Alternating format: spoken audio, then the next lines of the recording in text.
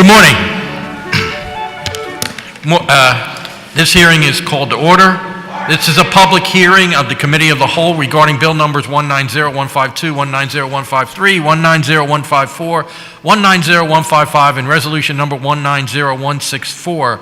Mr. Stitt, please read the titles of the bill and the resolution. Bill number 190152, in ordinance to adopt a capital program for the 6 fiscal years 2020 through 2025 inclusive. Bill number 190153, in ordinance to adopt a fiscal 2020 capital budget. Bill number 190154, in ordinance adopting the operating budget for fiscal year 2020. Bill number 190155, in ordinance amending Chapter 19-1500 of the Philadelphia Code entitled Wage and Net Profits Tax by revising certain tax rates under certain terms and conditions.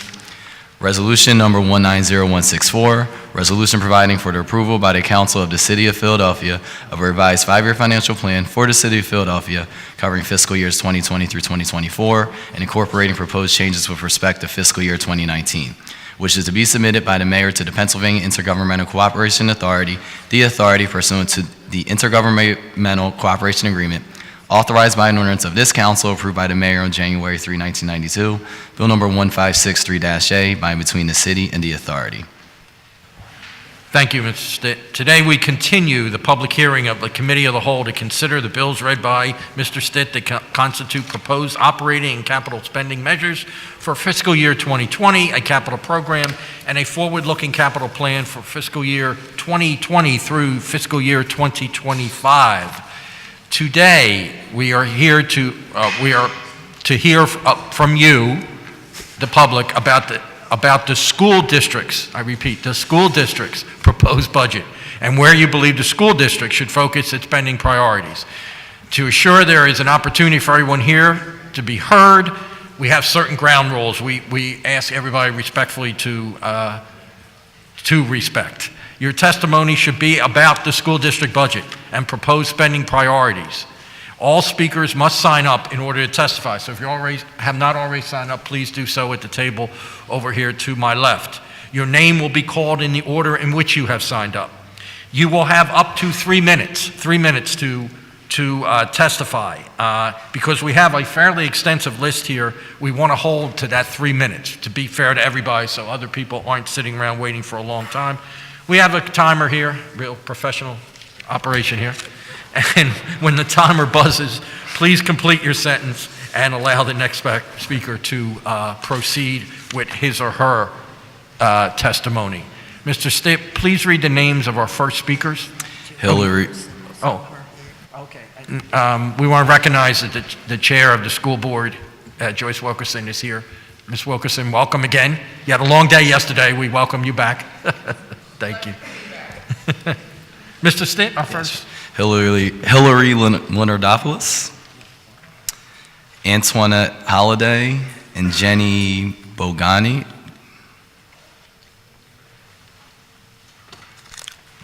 Three names. Yeah. Garrick Weaver. Well, wait a minute. No, he's off. I know Garrick's not coming. I think we got 3. All right. Just hold on. We have two people and 3 names. So, ma'am, you are. I know who Hillary is. So I'm Jenny Bogoni. Jenny. Antoinette Holliday. Randy McCullough. Okay, we'd like to have 3 people at one time so we can keep moving. Hillary, please identify yourself and proceed.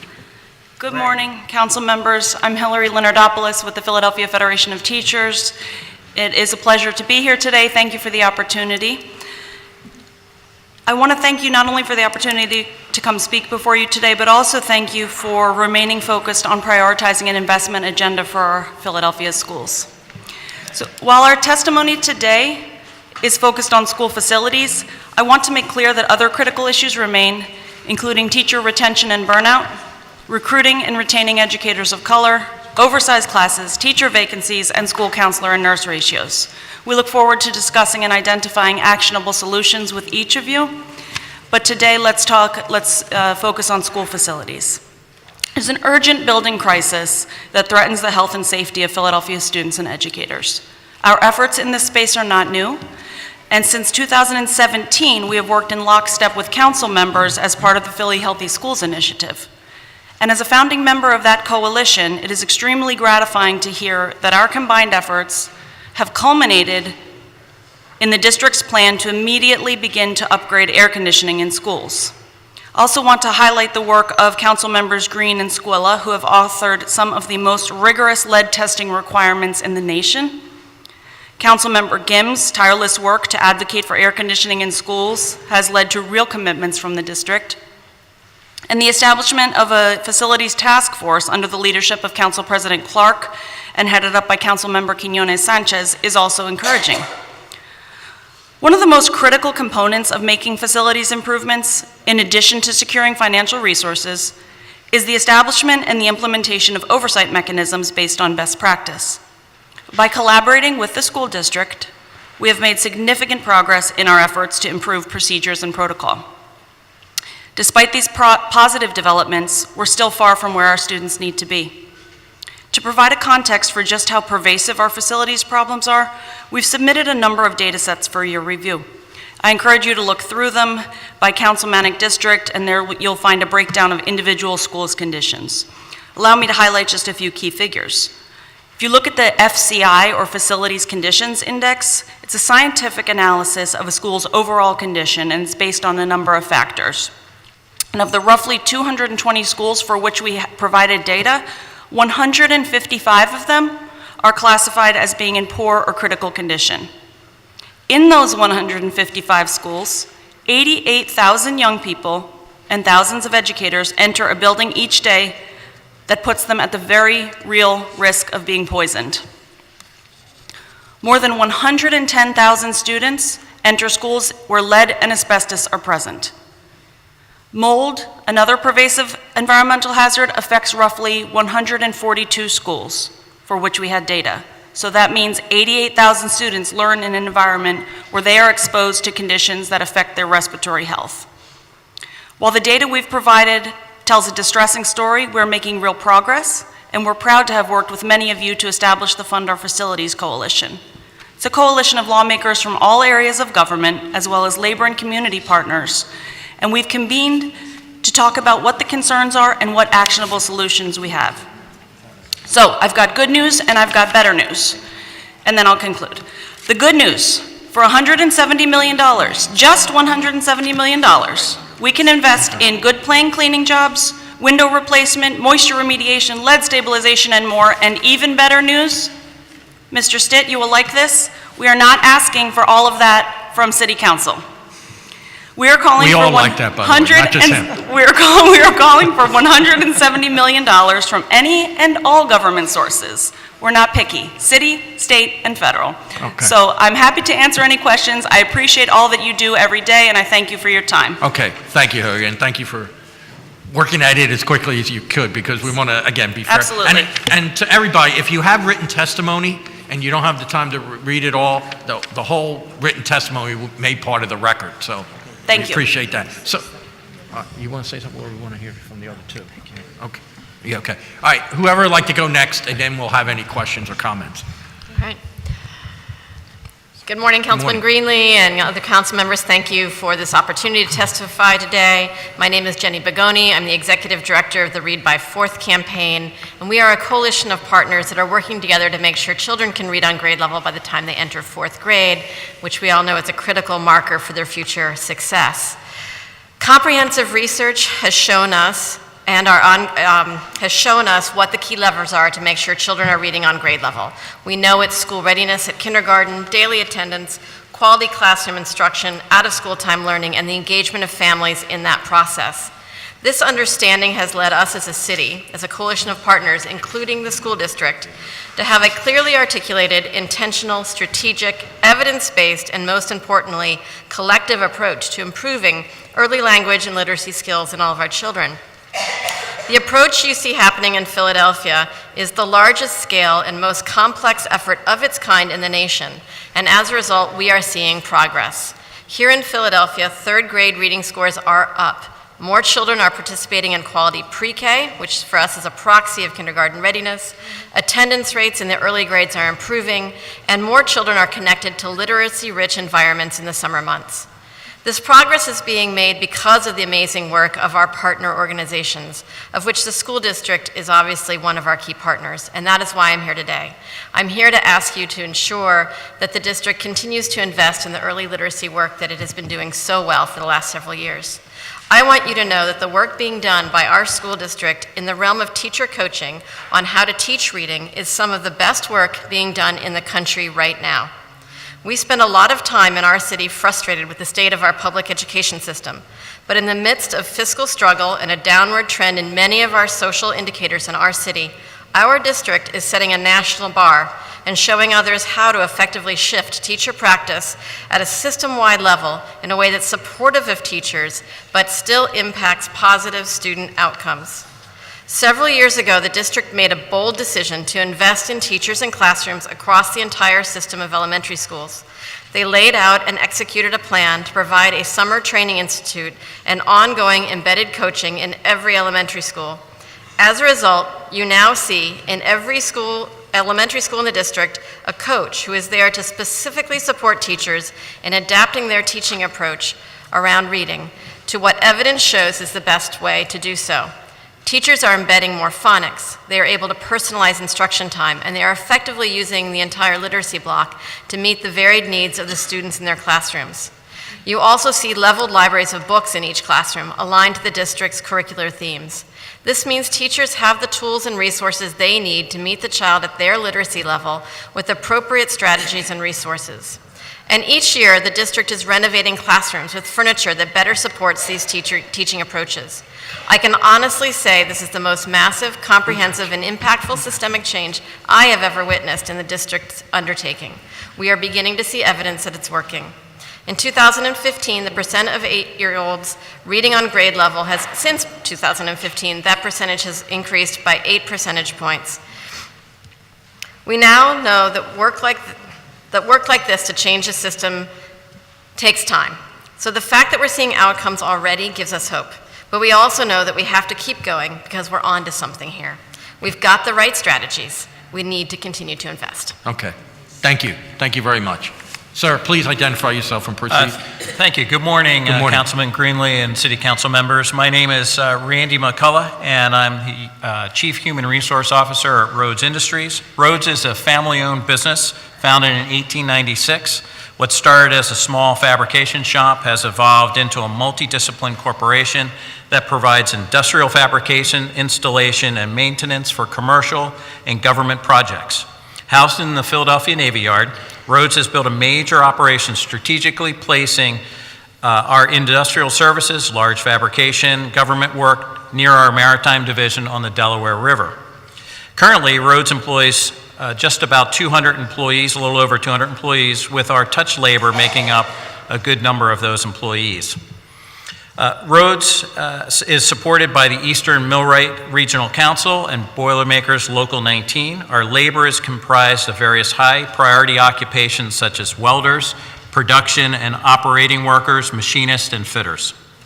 Over the last 5 years, Rhodes has began to expand and increase its work, and we have grown extensively in the volume and variety of the work we perform. As we began to grow and acquire new businesses, we quickly identified the need to improve and expand our human capital. Through internal gap analysis, business growth projections, and statistical labor data, Rhodes identified that in order to maintain and grow our workforce, we not only need to hire locally, but we also need to engage the workforce and education system. We simultaneously needed to recruit a workforce while planning to invest and upskill our current and future employees. Over a decade ago, Rhodes Industries joined the Manufacturers Industry Partnership currently housed within Philadelphia Works. The partnership with Philadelphia Works and Career Link Centers has evolved over the years and led to a multifaceted relationship that has yielded the registration of our own state-registered apprenticeship program, participate in state-run rapid response program to avert layoffs, and recent enrollment in the Philadelphia Youth Network's business education program. Through our local engagement, Rhodes has worked extensively with regional high schools, trade schools, career technical, CTE programs to recruit new hires. These efforts have included facility tours for students, seminars outlining the industry and career options, solidified relationships as a next step to post-graduation. In 2018-19, Rhodes participated in the Philadelphia Youth Network's Business Education Partnership Grant, which enabled 2 CTA students to come to Rhodes once a week to mimic the workday while earning income. Through this grant program, the participants received their OSHA 10 certification, extensive on-the-job training, and were exposed to the rigors of the real world. Our 2 students have been responsible, engaging, eager to hone their welding craft. Both come to us with skills needed to secure an entry-level position and have enthusiastically stated their interest working for Rhodes post-graduation. In March, we also hosted a regional weld competition and partnered with the American Weld Society, which both of these students attended. As an employer in Philadelphia, we recognize the importance and value of being engaged locally, and the School District of Philadelphia creating not only the pipeline, but a viable career pathway for residents of the next generation. Thank you for your time today. Thank you, sir. Thank you very much. No questions? Okay. All right, thank you. Thank you all very much. And again, those written testimonies, if you have them, will be put in the record. You want to say? Oh, hold on one second. Councilwoman? Yes, we are very pleased to have this information, PFT, with regard to the conditions of schools.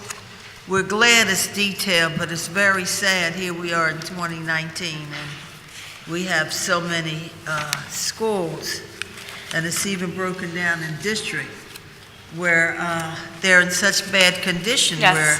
where children can get sick, and everything from lead paint to mold and everything else, and it's just and asbestos, and it's just unbelievable, and it's very, very sad that at this point and at this time in the history of schools and in our city that we're still living with this. Yes. So we don't know when all of this will be done, huh? So I think that one of the most important things that we can do collectively is, first of all, ask for more money from all of you, which we will frequently, right? But I think we don't doubt that. we will. We're not shy about that. But we must band together and call attention to this issue as a state and national crisis, because it is. This is a school system that educates primarily students of color, students experiencing poverty, and that's not an accident that these are the conditions that are accepted for our kids.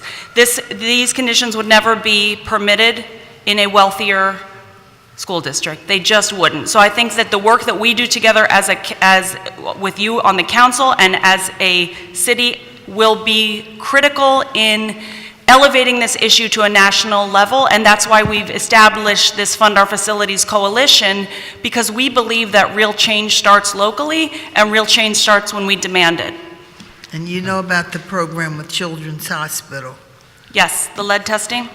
Yeah, where they, children who have where asthma and such, where they are fixing their homes with 100% minority folks from their areas. So that's a big to-do. Absolutely. We're working closely with them, and we want to work with you as well. Absolutely. And it's so important, so sad and so unbelievable, but it's still the haves who get and our poor have-nots who don't.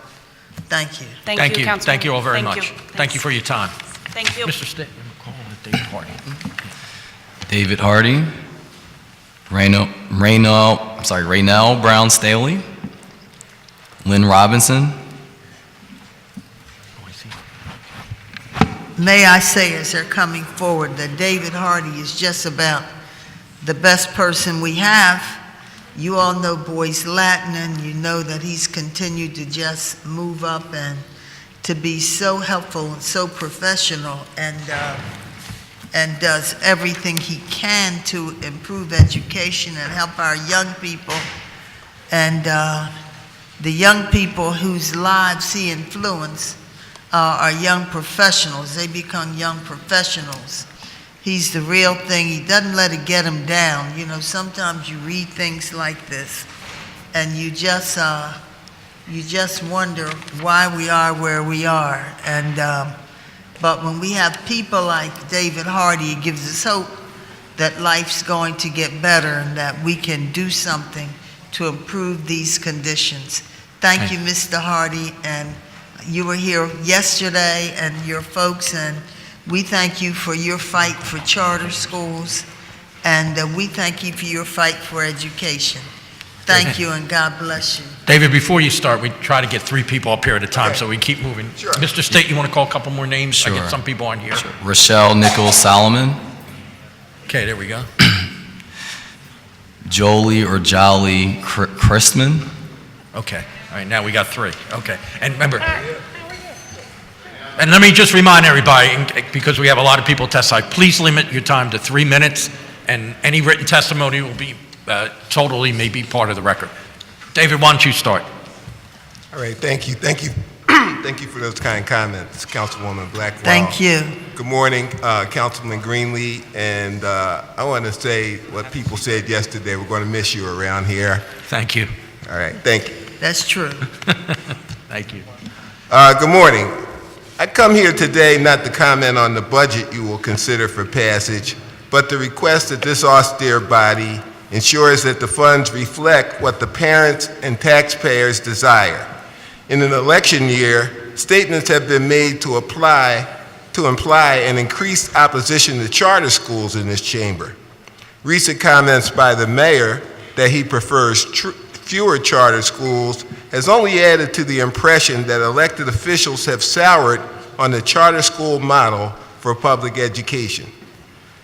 As the elected body who is empowered to provide oversight and stewardship of governmental operations, I humbly submit that this current position that some of you have adopted does not reflect the educational performance or outcomes of the charter school model, the desires of the electorate, specifically Black and brown people, or a realistic assessment of the school district of Philadelphia. Reliance on anecdotal or misleading information about the role and success of charters can lead to dangerous conclusions. Those conclusions can lead to incorrect votes and lax oversight. The members of this council will be wise to follow the lead of the people and give them what they want. Few in this city were surprised at the poll conducted by the Inquirer that shows Philadelphia voters favored charter schools by a margin of 2-1. They recognize that charter schools outperform district schools. When you remove the district schools that have admission criteria, the results are even more dramatic. The large majority of children who benefit from charter school success are Black and brown children. This point is reflected in recent polls, and I have one attached, that show that Black and brown Democrats prefer charters by a margin of 2-1 more than white Democrats. So those you represent want charter schools, and they want them for specific reasons. Over 70,000 students are enrolled in charter schools in Philadelphia. Almost 30,000 applicants want to enroll. These numbers are significant. The Inquirer poll also stated that 56% of the voters polled think the district has gotten worse. Another 23% say that they don't think it got better. Despite hundreds of millions of dollars invested, 80% do not see a positive result. That may explain the high numbers of applications to charter schools. The total enrollment of the district is still trending down, and despite gaudy celebrations of marginal gains, the voters have not been convinced.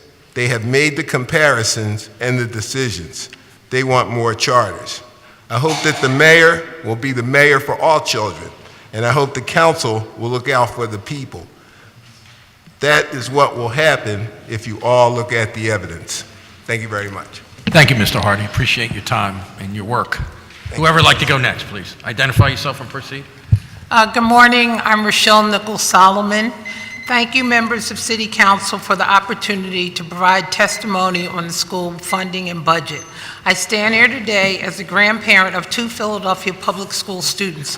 They are the 4th generation in our family attending Philadelphia schools and represent a long-standing partnership between school and community. I also come here today representing POWER. POWER is an interfaith organization comprised of more than 50 congregations in this city. We are committed to building communities of opportunity that work for all and view quality public schools as not only necessary, but an essential element of achieving this goal. Today, I believe we are at a crossroad when it comes to Philadelphia schools. In recent years, POWER's education team joined other advocacy groups to fight for local control of Philadelphia schools and an end to the SRC. We cheered city government when they took this important step. Now, in this election season, we are at the first budget cycle with the new school board in place, and we have an opportunity to make good on the promise of that moment. The budget priorities outlined in the Healthy Schools Agenda makes a lot of sense. POWER applauds the premise that advocacy groups and council must work together with community stakeholders to achieve key priorities for healthy schools. It connects well with our congregation-based organizing and our strong belief that those closest to the pain must be leaders in the solution. We need dedicated and targeted resources that will improve school climate and expand opportunities for quality teaching and learning. We need supports to close the gap between home and build strong bridges between home and school. Some schools are lucky to have that, but the future of our schools shouldn't be left to luck or rely on flyers, text messages, or emails. We need adequate funds to add counselors and mental health and wellness supports. Affluent school districts are awash in those kinds of supports. Why in a city where we have so much need don't we have them? Locally, it's time for council to schedule hearings around tax abatement and pass legislation to return the money to our school budget to create safe and healthy schools. We are encouraged by the recent announced alliance between the state and local elected representatives in the PFT to identify $170 million in funding to fix our facilities. We urge you to find the funds to fix the urgent repairs in our schools. We also urge our local elected officials and district leaders to join POWER in speaking out at the state level to increase the state's contribution to Philadelphia schools by distributing all of the basic education dollars through Pennsylvania's fair funding formula. This would eliminate the current deep funding disparities between Pennsylvania's districts and ongoing racial bias in funding to districts with higher enrollments of children of color such as ours. This year, Philadelphia will get $344 million less than its fair share of state funding, according to the fair funding formula. In 2 short days, on May 17th, the nation will commemorate the 65th anniversary of the Brown versus Board of Education ruling that separate schools for black and white students is inherently unequal. Sadly, the goal and the promise of Brown to provide an equitable and quality education for black children has never been realized, and groups like POWER continue to fight. Your unwavering support for the Healthy Schools Agenda is a fitting way to both observe Brown versus Board and to do the right thing for our children. Thank you. Thank you for ma'am. it. Please, identify yourself and proceed. Good morning. My Morning. name is Jolly Bruce Chrisman, and I am a member of the PayUp PPA Coalition. Thank you for the opportunity to testify about the school district budget. PayUp PPA is a grassroots coalition composed of progressive labor, faith, and pro-public education organization. It is our goal to secure a dedicated annual and recurring revenue stream for the school district of at least $25 million from the Philadelphia Parking Authority. We know that you also recognize what a difference $25 million could make. We estimate that it would be enough to staff every shuttered library in our city schools. When the Commonwealth took control over the Parking Authority, it came with a promise of $45 million. in revenue for the district, but PPA funding has fallen woefully short. Given the pressing needs of our children, most of whom live in poverty and suffer the indignities and injustice of discrimination, we ask you to join us in our fight to secure at least $25 million from the Philadelphia Parking Authority. In addition, PayUp PPA is demanding a parking authority worthy of the public trust. PayUp PPA formed in the wake of the damning report on the parking authority by the Pennsylvania Department of the Auditor General in December 2017. For 18 months, our coalition has attended every board meeting. We have seen the increased use of executive session. We have been told that the public comment section is not a place for dialogue with the community. The State Auditor General's report also highlighted the culture of evasion at the PPA. There are increasing calls for reform at the Parking Authority. The Philadelphia Inquirer advocated a return to local control after discoveries about the Parking Authority's long-standing board chair. Shamefully, this board chair was recently re-elected by a vote of 4-1. PayUp PPA supports Parking Authority board member Andrew Stutzman's motion for term limits of board officers. Our city needs a constructive conversation about the future of the Parking Authority. We ask you to hold public hearings about school funding from the PPA and about increasing the accountability and transparency of this public agency, which has for far too long been mired in scandals, mismanagement, and governance that turns a blind eye. PayUp PPA is committed to working with members of City Council, the administration, state officials, and the leadership of the Parking Authority to achieve this. Thank you for the opportunity. Thank you very much. Do you want to say something? Councilwoman Blackwell?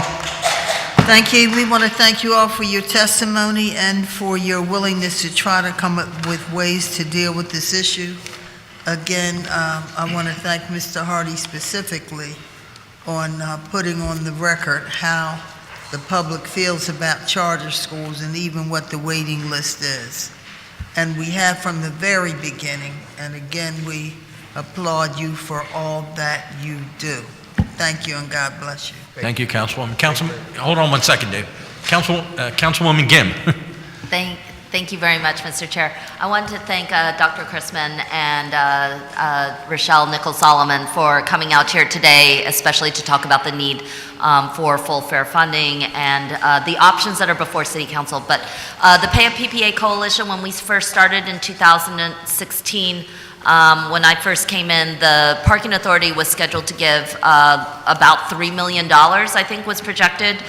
Today it's giving the most that's given since we had worked together to have them pay since 2007. So I think Fiscal Year 2019 is delivering over $14 million to the schools, but I agree with Dr. Chrisman that it's still not enough. And that we have a clear obligation for the Parking Authority to give more money. It is a public trust, and it has the responsibility and urgency of doing so.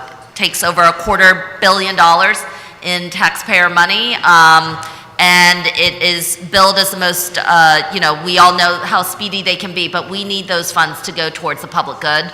That is the City of Philadelphia, the School District of Philadelphia, and the kids of this city. So I want to thank both Power and the PayUp PPA Coalition for your outstanding work in moving this ball forward and then pledging my support to make sure that we meet your goals as well. Thank you. Thank you so much, Councilwoman Gim. One second. Councilwoman Reynolds-Brown?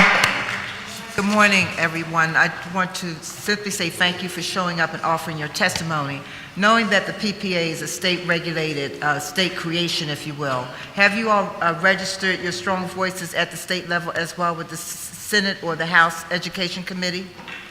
We are just beginning to do that, but we do feel that this city deserves a public conversation about the PPA to uncover some of its practices and policies. And we really call on City Council in its role to hold hearings where there could be such a discussion. But yes, we are moving to work at the state level as well. Okay, so the record should reflect that City Council has always been on the front line of encouraging PPA to do more and to do better. We've not been benign in our position, and that needs to be reflected on the record. Yeah. To Mr. Hardy, you need to know that you are missed at Latin, Boys Latin, and if you could just give us an update on what you're doing now and why we miss your leadership at Boys Latin, because things have changed. Oh, that's a good reason. Yeah, I retired, and I am the executive director of Excellent Schools PA, and we advocate for better options for kids who need them, But better option for kids? for children who need them. Oh, okay. Okay? All right then. All right. Thank you very much. By the way, I want to say that we're going to miss you very much. You've been a really good friend to public education, and we're going to miss you. Thank you very much. Thank you all. All right, Thank all thanks. three of you. So- Just let me pause 1 second.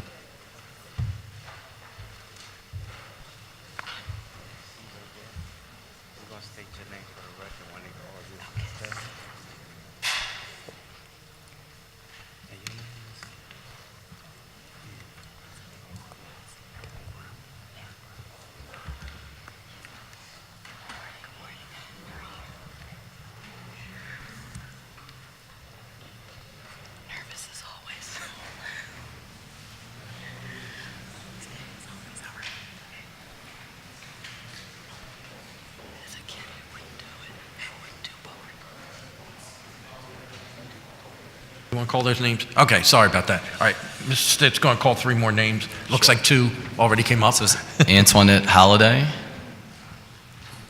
Lynn Robinson. Yes. Am I And speaking into the mic properly? Yes, hold on Hold one on one second. second. We're calling the third name. Marta Guttenberg. Ms. Gumber, okay, good. We got 3 people.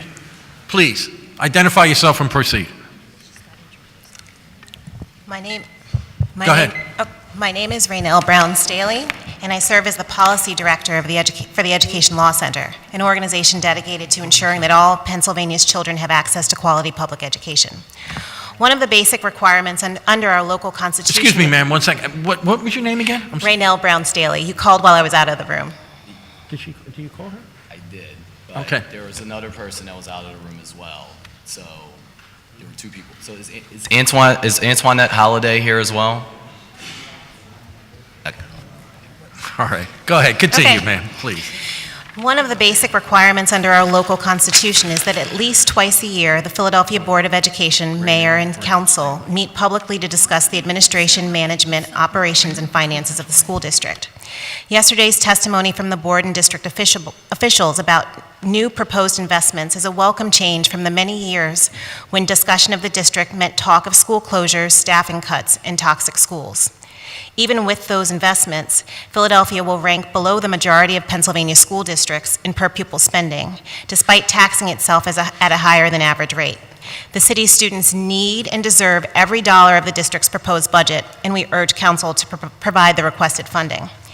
At the same time, we know that additional funding from council will not resolve those district funding challenges that require state-level reforms. We need the state to dedicate more money to public education. We need state dollars to be distributed more equitably to the neediest districts. We need the state to provide more support in addressing the facilities needs in the neediest districts. And we need the state to address the reality that the current system of funding charter schools hampers districts' abilities to meet the needs of all public school students. These problems aren't unique to Philadelphia, and the fact that our children suffer intensely, but not singularly, makes it both necessary and effective for our leaders, including City Council, to work collaboratively with other cities and school districts in pushing for statewide reforms. Dr. Height's work with other urban superintendents across the state is an example of the type of advocacy the mayor and council should engage in. By influencing the district's funding and spending, City Council has the potential to play a critical role in protecting the civil rights of the most marginalized students in our city. Sadly, that role is all the more imperative given rollbacks and inaction at the federal and state governments. The most marginalized students are being actively harmed by federal and state policies that undermine their civil rights. In the past 2 years, the Federal Department of Education has curbed enforcement efforts to address disproportionate discipline of students of color and students with disabilities, as well as to protect the LGBT students from in-school harassment and discrimination. Federal and state leaders have directed funding and policies towards making schools more like jails and accelerating students' path on the school-to-prison pipeline. In Harrisburg, in just the past few weeks, the General Assembly has shown more eagerness to fund private schools than the system of thorough and efficient public education they're constitutionally required to support. So it's important that, we urge Council to pay special attention to the needs of children living in poverty, as 70% of poor Philadelphians report sending their children to district schools rather than public charter schools or private schools. We urge you to prioritize the needs of students of color, since black and brown students in Pennsylvania do worse than white students in Pennsylvania, and black and brown students in the region and across the country on nearly all measures of educational opportunity. We urge you to focus on the needs of English learners because they have the lowest graduation rate of any cohort identified by PDE. We urge you to pay attention to the needs of students in the foster care system and juvenile justice system, students with disabilities, LGBTQ students, students experiencing homelessness, pregnant and parenting teens, and each of the underserved student groups that are a key part of the district's enrollment. When each of these groups is provided adequate resources to achieve, we know that the promise of quality public education for all students in the district will truly be met. Thank you. Okay, thank you. Whoever would like to go next, please. Good morning. My name is Lynn Robinson. I'm currently the director of Neighbors Against the Gas Plants, and I also speak today as a veteran public school teacher of 31 years. Since 2001, part of the school budget has been thrown away on standardized testing and conservatively messaged textbooks designed to teach to the test. Standardized testing has been not only used to close public schools, but also damaged the soul of many surviving schools. The first step to revive our schools is to sever all contracts with the testing industry. Standardized testing makes the child's brain a commodity, measured on a daily basis against the other children's brains. It turns teachers into assembly line workers and minimizes the child's self-concept. In this dehumanized competitive environment for youth, bullying becomes normal.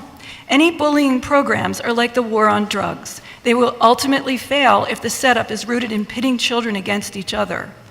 School children get labeled in their own minds based on poorly worded test questions on reading passages that are irrelevant to children's experiences and sometimes intentionally boring so that stamina can be tested too.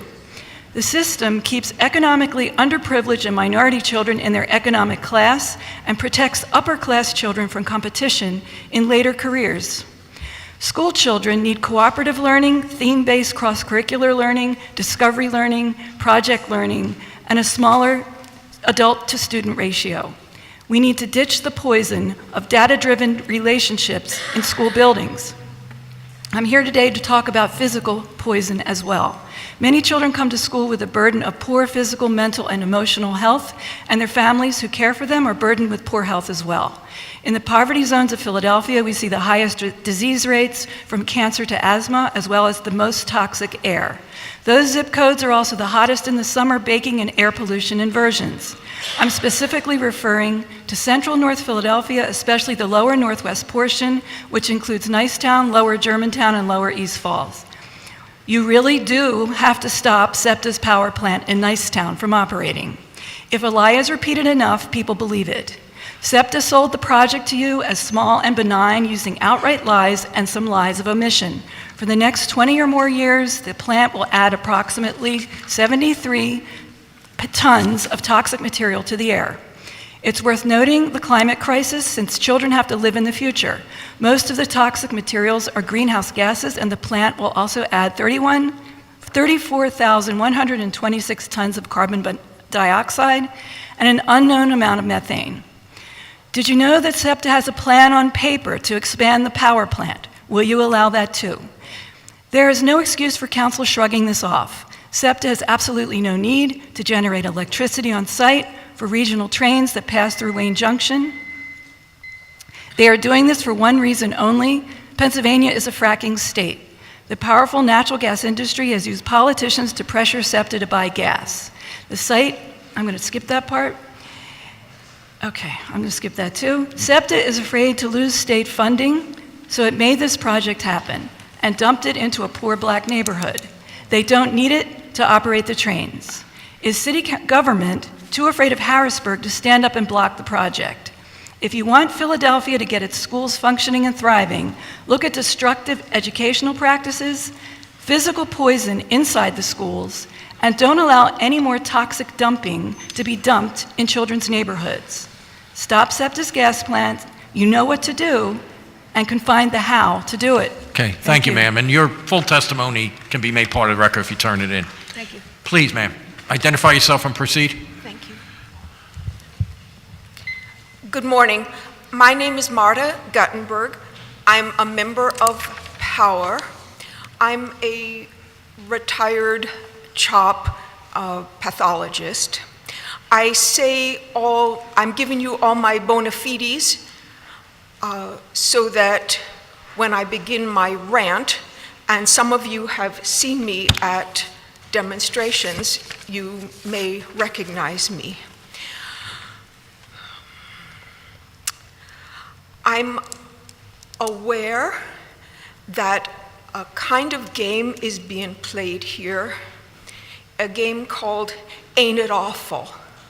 A small number of city council persons are here to hear testimony.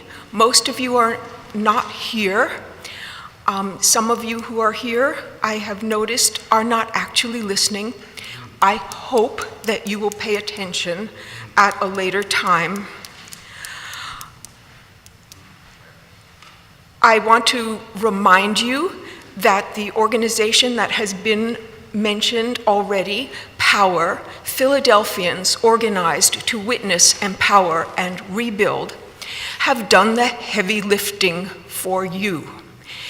That organization took it upon itself to understand and document the racial and class discrimination in the distribution of state funding to schools. They worked to bring Harrisburg to the point where they passed the full fair funding formula. Now they are working to send the money through that formula.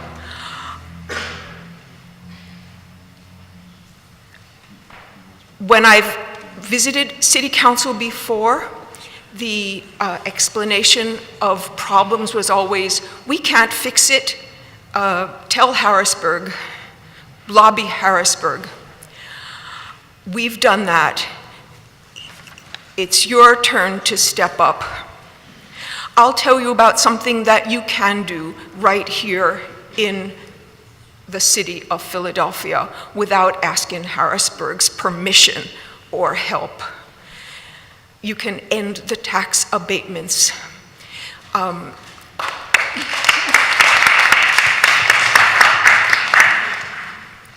Tax abatements are starving our schools.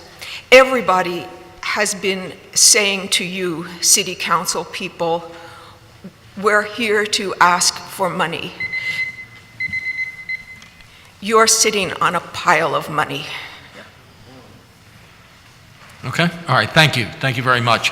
I know Councilman has a question, but I think we have one other person that was called up. Why don't you come, and then we'll, so if somebody could yield their seat, please.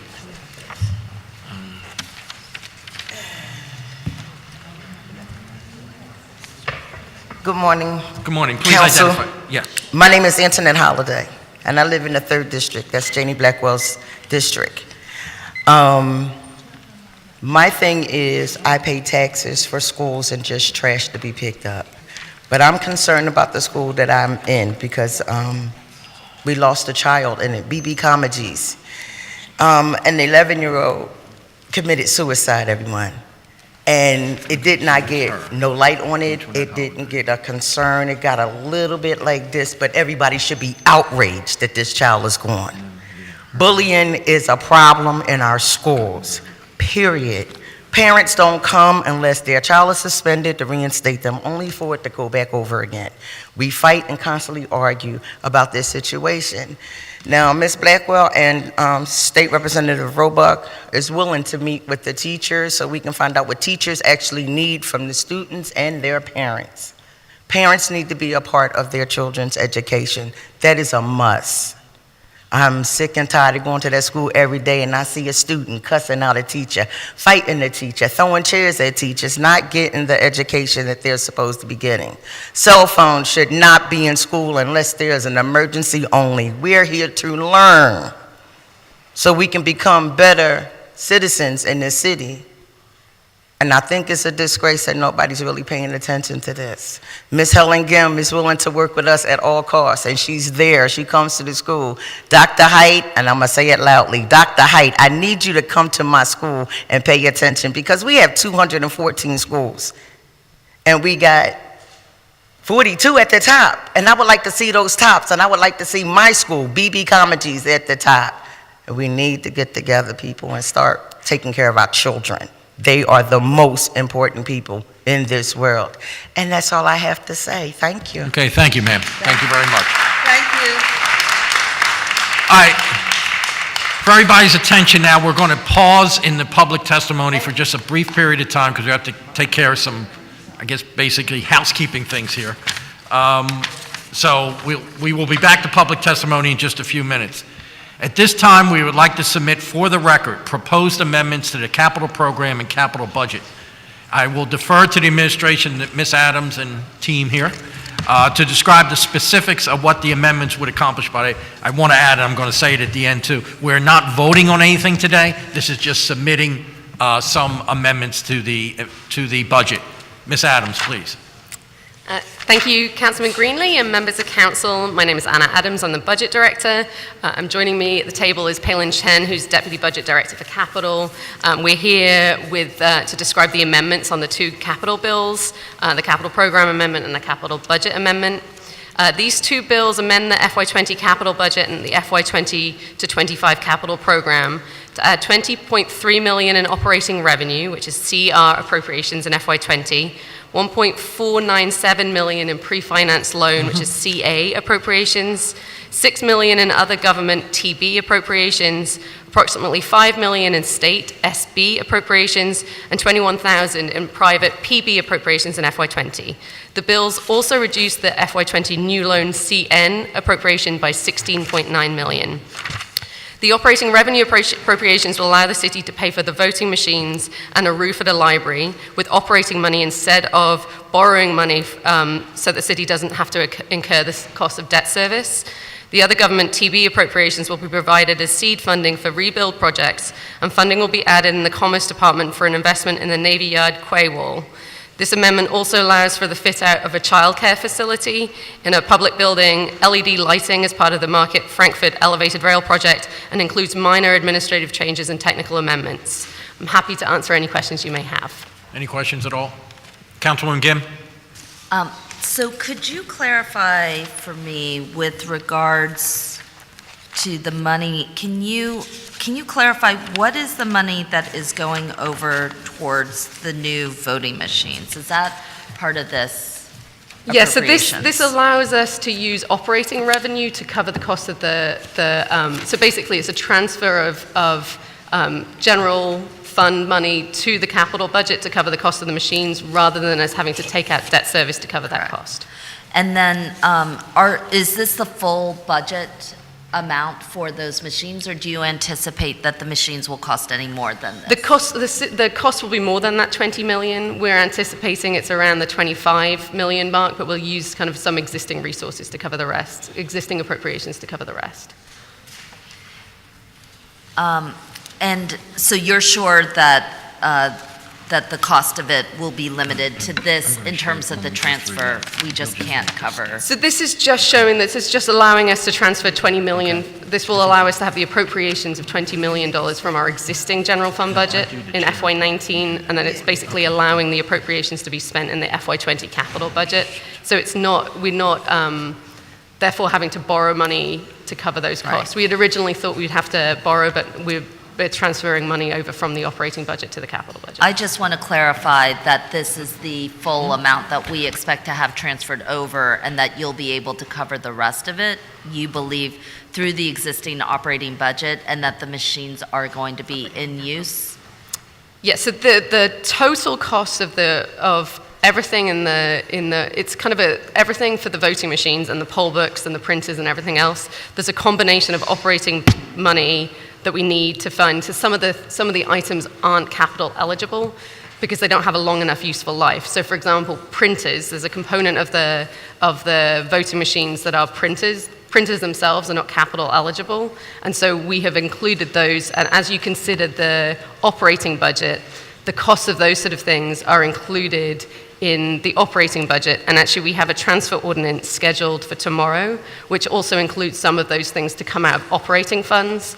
So the operating budget and the capital budget combined will allow us to cover the cost of the machines and all of the other things that, at least as far as we know right now, I mean, it's still moving target a little bit, but we have enough resources, we believe, in between those two sources, the general fund and the capital budget, to be able to cover all of the costs. And for clarity, you don't have any other estimates on record that expect that this cost will be significantly higher? We don't. So I know that they just conformed the contract for the voting machines themselves, I think on Friday or earlier this week.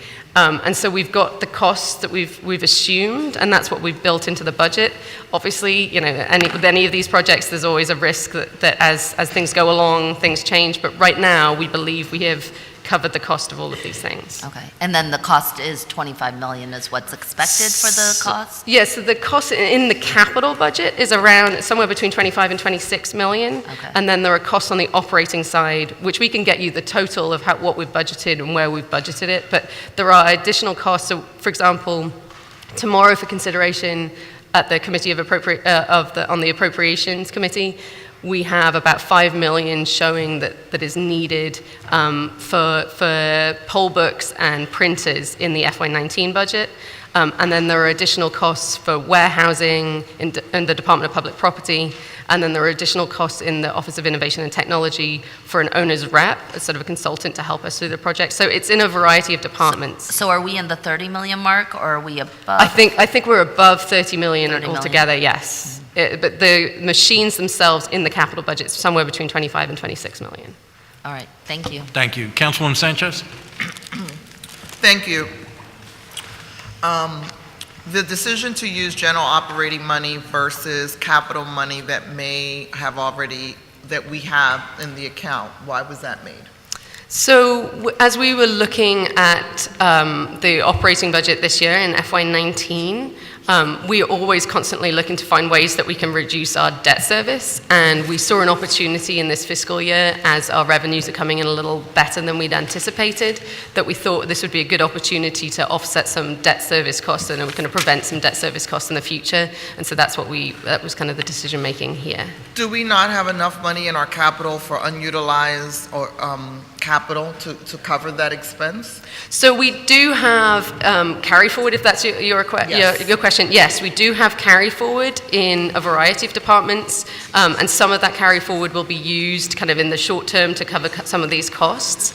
But most of that carry forward is intended for existing projects. And so as we go through the budget process, we're really careful to work with departments to understand and as we prepare the budget, we bear the carry forward in mind. So for certain departments, we don't give them very much additional appropriations in the new fiscal year, expecting them to spend down that carry forward first. But we go through that process with departments to understand how much carry forward is expected for each project and the timeline in which that will be spent. And that's why you saw this fiscal year, a significant portion of carry forward has been spent down as departments are getting better at spending down existing resources before they use the new ones. So are you saying that for this year, the projected capital expenses, since we know that historically there's carry forward, there's not enough money, unallocated money in capital for us to cover it in lieu of using general operating? Sorry, I don't fully understand your question. So we project out, we have a $10.9 billion capital fund, right? in that space, there's not enough money to cover this in lieu of using general operating as projects are delayed?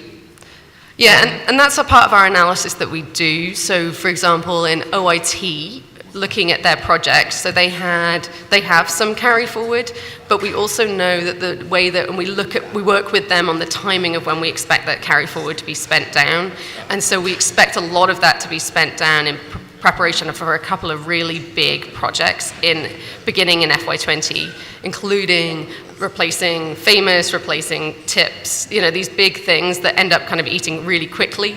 So with some departments, the carry forward is spent on a very gradual basis, and you kind of just see it kind of a little bit every month. With certain departments, you suddenly get one big chunk goes out of the door, and so that's where we look at what we need. We're pretty careful about how we allocate, and so I think many departments would rather us give them additional appropriations than we have. We try to get that balance right by pushing departments to spend their existing resources before we give them any additional or recommend any additional appropriations. So I think we're getting to that balance. There are always going to be situations that we haven't expected, but working with our departments, we think we're getting into the better kind of balance between giving them enough room in their existing appropriations to make sure that they can continue pushing forward on projects and giving them new appropriations. Also bearing in mind that with the timeline of the capital budget, so we don't end up releasing the FY20 appropriations until after the voters have approved in November, after we've had the bond authorization approved in November. So part of the timeline cash flow is, can they make it through January before they get the new allocations in January? So that's as we work with departments, that's part of our cash flow expectation. Again, this is the first, and I know you guys have been working this. I have a real problem in us using general operating expenses in light of we're in the middle of a budget discussion with a lot of priorities, commercial charters and other things, that we would put $10 million of our general operating on the table. That's what you're asking us essentially, right? It's actually 20 million, but yes. 20. I think this warrants a lot more conversation. I know this is an introduction, but it opens up a door where there's a lot of other priorities. We're here listening to a lot of other priorities. 20 million in general operating violence. There's just a whole lot when I think in a $10 billion capital budget, we can find the space to cover this, right? And not tangle up money that we need for the budget. So we'll continue the conversation. Yeah, I just want to also clarify, previously we had shown that funding, that we were borrowing money for that project. It wasn't like we weren't budgeting for it. This just allows us not to have to borrow money for that project. I understand the issue of the urgency of the time. I just think when you have a $10 billion capital program, 20 million, shifting it, right? Because you're planning out 5 years, we can find the shift. Yeah. It's 10 billion, we're talking about 20 million. And just to be clear, that's 10 billion all funds. The portion, the general obligation portion is obviously significantly smaller than that. What's the general? Now we would be showing a general obligation of about 177 million for FY20. So just to kind of explain General that. operating fund in a year where we're talking about a whole lot of priorities, when we have a $10 billion space, warrants more conversation. I understand. Thank you. Thank you, Mr. Chairman. Thank you. Councilman Green, is he here? He's right now. Councilman Green? Going once, twice? Councilman?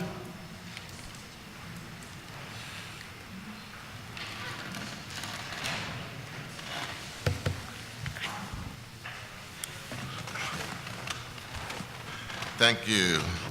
Just have a quick question. Since we're talking about capital issues, I know there's been a conversation from a number of parties about trying to provide additional resources for the school district for improvements to playgrounds.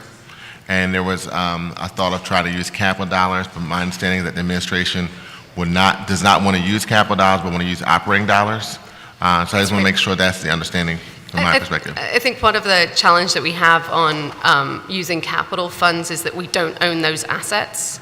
And so we would rather, if there were kind of in that discussion, we would, I think, rather prefer to use operating funds because it's capital funds we prefer to use for the city-owned assets.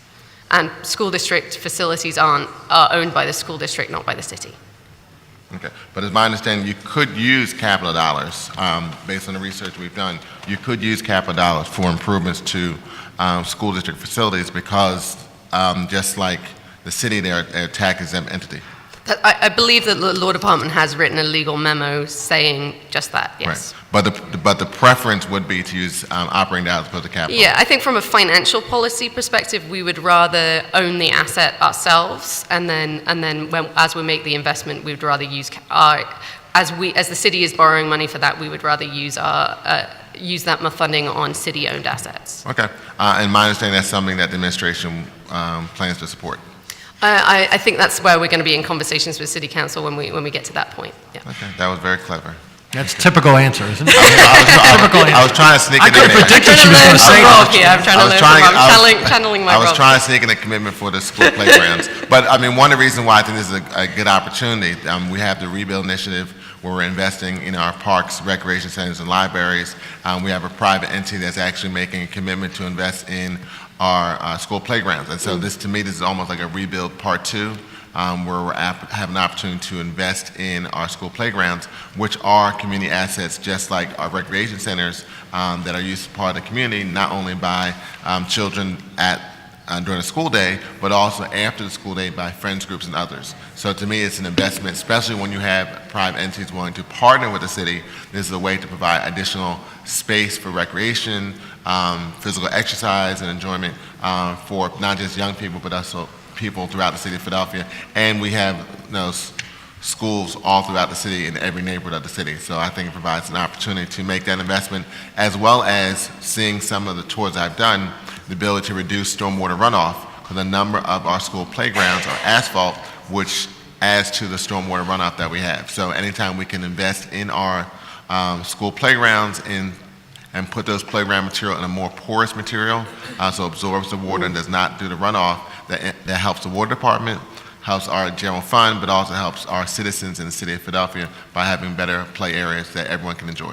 And I know that I can speak on behalf of the administration here. We also share in the real interest on improving the ability for children to access playgrounds, and any opportunity that we have to do that, we would love to be part of those conversations. So I know we've already had some initial conversations with council about this, and it's definitely something that we share in the need to do so and the value of doing so. We just need to look at the mechanism of doing that. Right, but the mechanism, I think you suggested that would be operating dollars. Operating rather than capital, yes. You would support that sentiment. This is something we need to do. I think we would obviously want to look at exactly the details of the proposal and go through that, but in general, yes, we're going to be supportive of adding enough funds to make sure that we can improve playgrounds. But it's something we all should support. We all like the idea of investing in playgrounds, yes. We just need to look at the mechanism and the way of doing it. I'm a lawyer. I gotta keep She's only going to go so far. You see I'm a lawyer. I gotta keep trying. I didn't cross-examine you, but I'm going to keep trying. So I'm sure we'll have conversations during this budget process. That's right. Okay, thank you.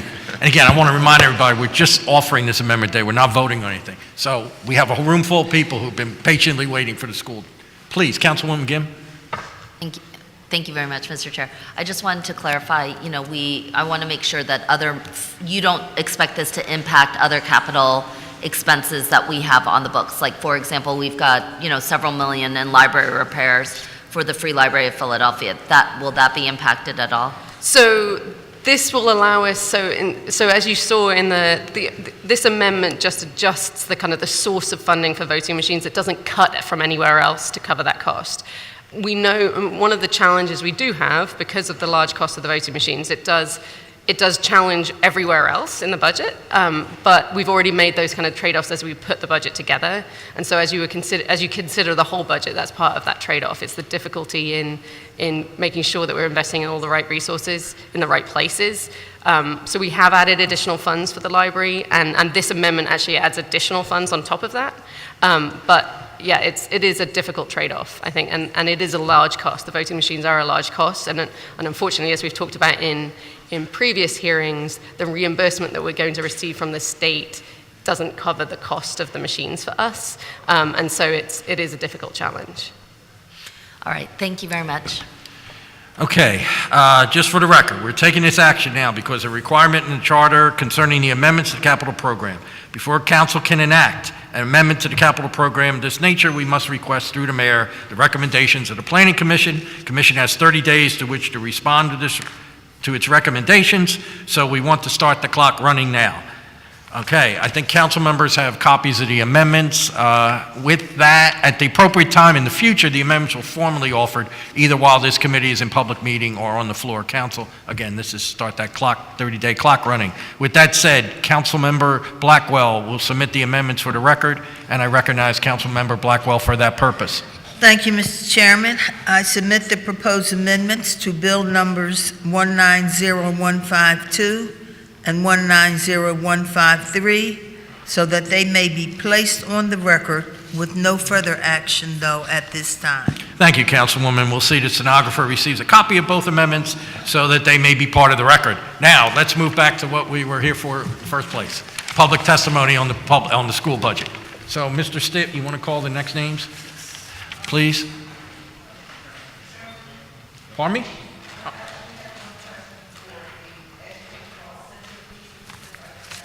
Education, that's Miss Staley? Yes. She's still here?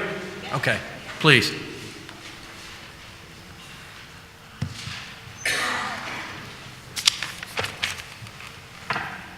Councilwoman? Good afternoon, morning.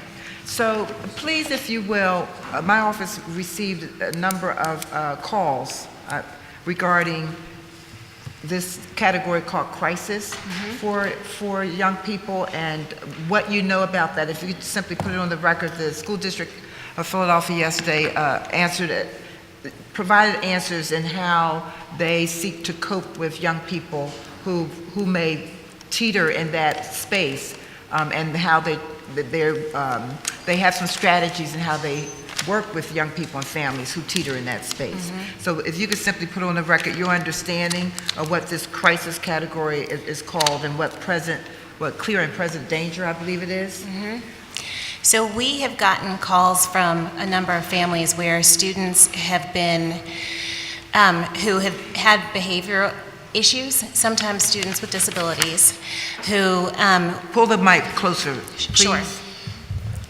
And when you say calls, be specific about the age of the child, because I'm most interested in young people K through 2 for this type of a circumstance. So I'd have to talk to some of my colleagues to find the exact details about the calls. I think it's ranged from young students as well as older students as well. I believe that there has been at least one situation that I can remember offhand where there has been a student who's been under second grade or younger who was called to crisis. The examples that I can remember, and again, I don't remember exact ages of the students, but there's one student who would elope from the classroom. So whenever they would get anxious about something, they would leave the classroom, and sometimes would also try to leave the school. Another student would throw things when they would get upset, and in each of those situations, what the school did was, rather than suspend the student, or in some cases, what they would tell the parent was that either they could come pick up the student from school, or they would call crisis on them because they didn't want them in the school and they felt that the student was being a danger to themselves and possibly to other people in the school. So those students were basically being removed from the school and referred to DHS for some sort of mental health intervention. We are concerned about that, both because it's a problem whenever kids are being involved in the system unnecessarily, and when you say the system, you mean DHS? Yes. Okay. Yes. Because then the child can become involved in the dependency system. But we also think that those are situations that should be handled within the classroom or within the school, and that the students that those incidents aren't being recorded as suspensions or removals from school. I see. So because there is a suspension ban, that applies to students in kindergarten, first and second grade.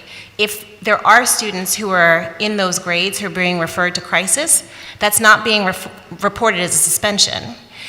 Even though they're being removed from the classroom and not being allowed to be in school, and in some cases aren't being allowed to return to school because they've been essentially involuntarily committed. Okay, stop right there. So in those type of instances, what is the role of the Education Law Center, and what would be the preferred remedy going forward? Because what's clear to me is that all the school district, Education Law Center, and oftentimes the actual faculty that are involved in those circumstances want the best for the child. Yeah. And because the professionals are looking through different lenses, we end up in very uncomfortable places. So what would be the preferred recommendation as to how those type of instances should be resolved? Because protocols matter, and trying to figure out what's in the best interest of the student matters, to the extent that we can avoid getting them in the system. Right. So using those as examples, what are the lessons learned going forward,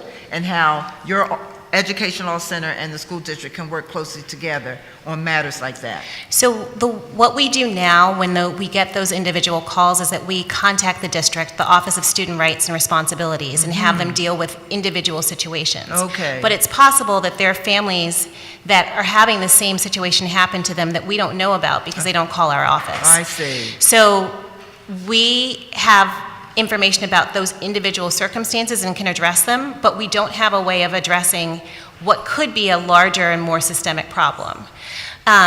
One, because there isn't data collected on these referrals to crisis, at least not as far as we're aware, because since it's not a formal disciplinary procedure, and there isn't any reporting requirement for the district to provide information to PDE or to the Federal Department of Education's Office of Civil Rights, there's no information that we're aware of, at least among state and federal government entities, about this. All right, so stop right there. 'Cause I don't want to get into the weeds too much. What I'm asking for consideration is, in instances like that, is there a sit-down that's held?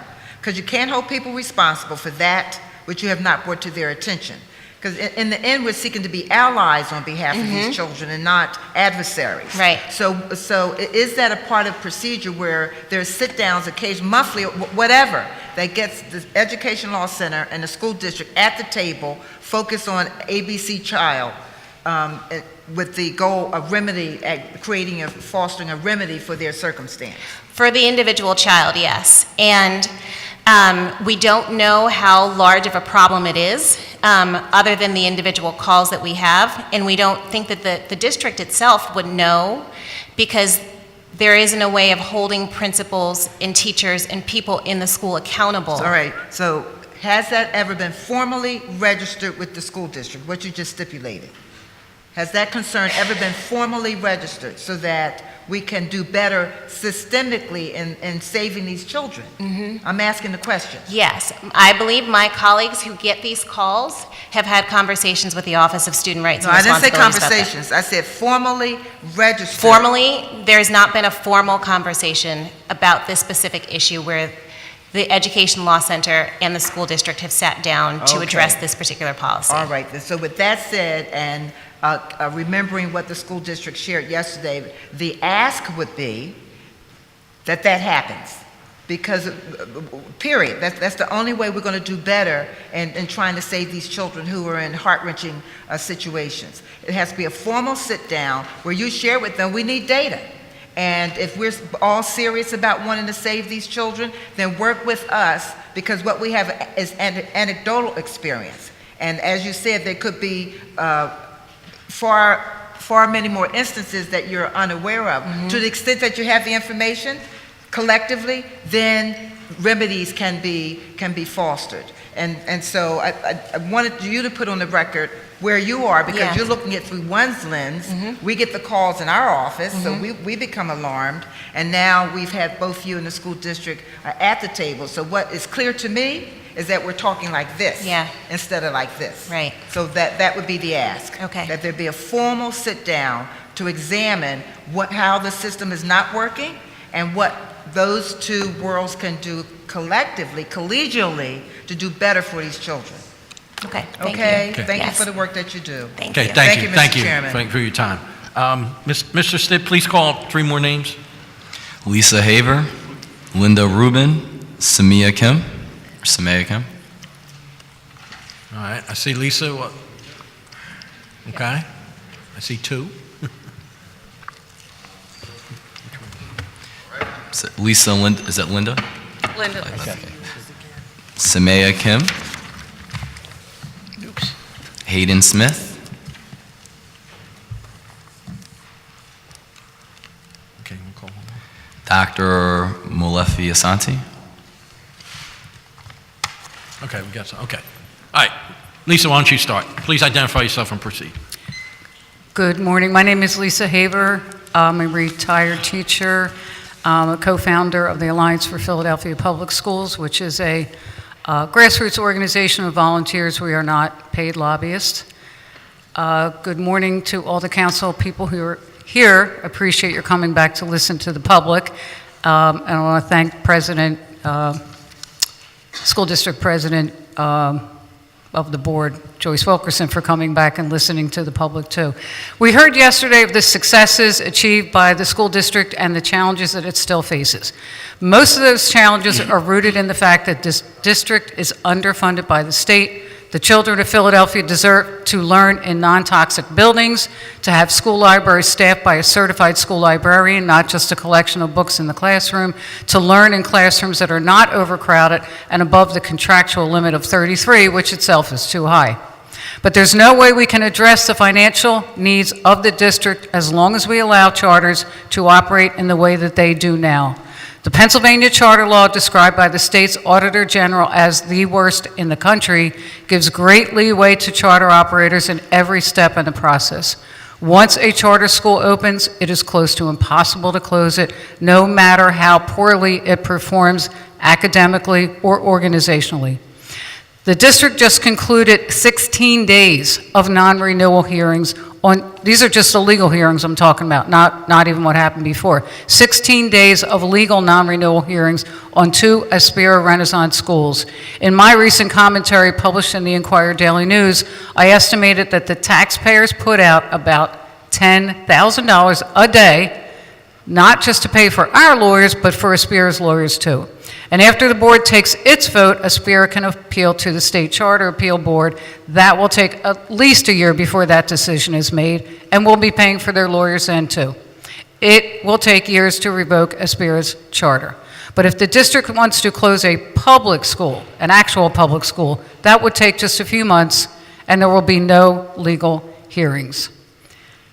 There are several charters whose renewals have been postponed for 2 and 3 years because the operators balk at district oversight and refuse to correct their deficiencies, many of those for barriers to enrollment and lack of due process to students in disciplinary matters, which are issues that the Education Law Center has addressed. 2 examples, Belmont and Boys Latin have failed to meet academic standards in their last renewal, and were still recommended for renewal with conditions, but they didn't want to adhere to any conditions. If this were a level playing field, we'd be having a different conversation. But I think most people don't realize that we have a school district, and then every charter is its own school district. Recent tax information shows that the district is paying about $9 million a year in CEO salaries. 12 of charter CEOs pay themselves over $200,000 a year.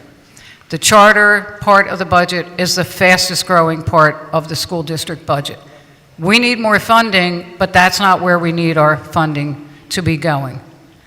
I need you to, okay. Oh, okay. Just another example of lack of equity, Franklin Town Charter a couple years ago expelled a student for, quote, conduct unbecoming a Franklin Town student. That's a violation of their charter and the PA school code. Okay, Lisa, I need you to wrap Okay. up, okay? Just if you want my to, last have written sentence is- testimony, you can say Yeah, my it. last sentence I want to is, be fair to everybody here. when I hear, as I did yesterday, the charters want to be treated fairly, I just really don't know what people are talking about. Okay. Thank you. Thank you. Thank you very much. Whoever would like to go next? Good morning. My name is Linda Rubin. Thank you for having me. I am a retired school counselor and teacher. I served in just 3 schools in my 41 years of service. 3 years as a teacher at Walton Elementary School, 27th and Huntington, followed by my first counseling position, the final 3 months of ILC, Intensive Learning Center at 5th and Luzerne, where I helped to close out this alternative school. And finally, 38 years as school counselor at D. Newland Fell Elementary School, 9th and Oregon, from which I retired. Teachers, counselors, nurses, librarians, NTAs, etc., which I'll only refer to as teachers for this statement, used to enter the profession as a career, not a first-time job. Teachers learned about staying in schools long-term by choice used to be the norm, even in difficult schools. Teachers learned about the neighborhood and students' extended families in order to fully support them. Teachers and administration sometimes clashed, but the end game, their students, remain the same. So what's changed? Public schools have long been underfunded. Governor Thornburg told us we'd have to do more with less. Governor Ridge and Schweiker then embraced the privatization of public schools and created the SRC with the mission to do just that. The business model replaced the education model, blaming teachers and their unions as the cause of public ed's financial problems instead of Governor Corbett's theft of $3 billion of education money. So now we're in the edge of business era, but businesses operate with profit and loss ledgers as their Bible. Streamline the costs of teachers through hiring inexperienced staff trained to teach to a product or system in which another edu-business startup is selling. And always advertise that brand, and always lobby the politicians. It's just another product. Money flows upwards to investors and to expand the reach of the corporation through real estate deals and bond buys that are guaranteed by the schools, not the charters boards. Behind the scenes, you'll find the names of a few legal firms, real estate, construction, and bond market companies that specialize in charter school growth, and the school district pays for all this. I've sat here and heard charter schools' cries to be treated equally. In reality, charter schools want to take our students and the state reimbursement for each of them and decry any attempt by the district to oversee them, particularly when it comes to their school's student demographics, especially race, type of special ed disability, ELL needs, and children with behavior problems. When their schools don't exceed their PR claims of "we can do it better," their CEOs blame student poverty, lack of independence, and my favorite, biased treatment by the school board. Charter CEOs think they should be able to open and expand schools at will. They have a long-term business plan that has nothing to do with education. They claim to be public schools, but how they invest and use our money is private. We need more real public schools answerable to a public board. Thank you. Thank you very much, Ms. Rubin. Sir, please identify yourself and proceed. Good morning, council members and Councilwoman Blackwell. My name is Malefi Keti Asante. I am the author of 84 books on African and African American culture, and I have served in about 20 school districts as consultant for the infusion of African American content in curriculum. And I've lived in Philadelphia for 35 years, and the problem that I think needs to be addressed in the budget is actually the curriculum itself, the infusion of African-centered content from K through 12.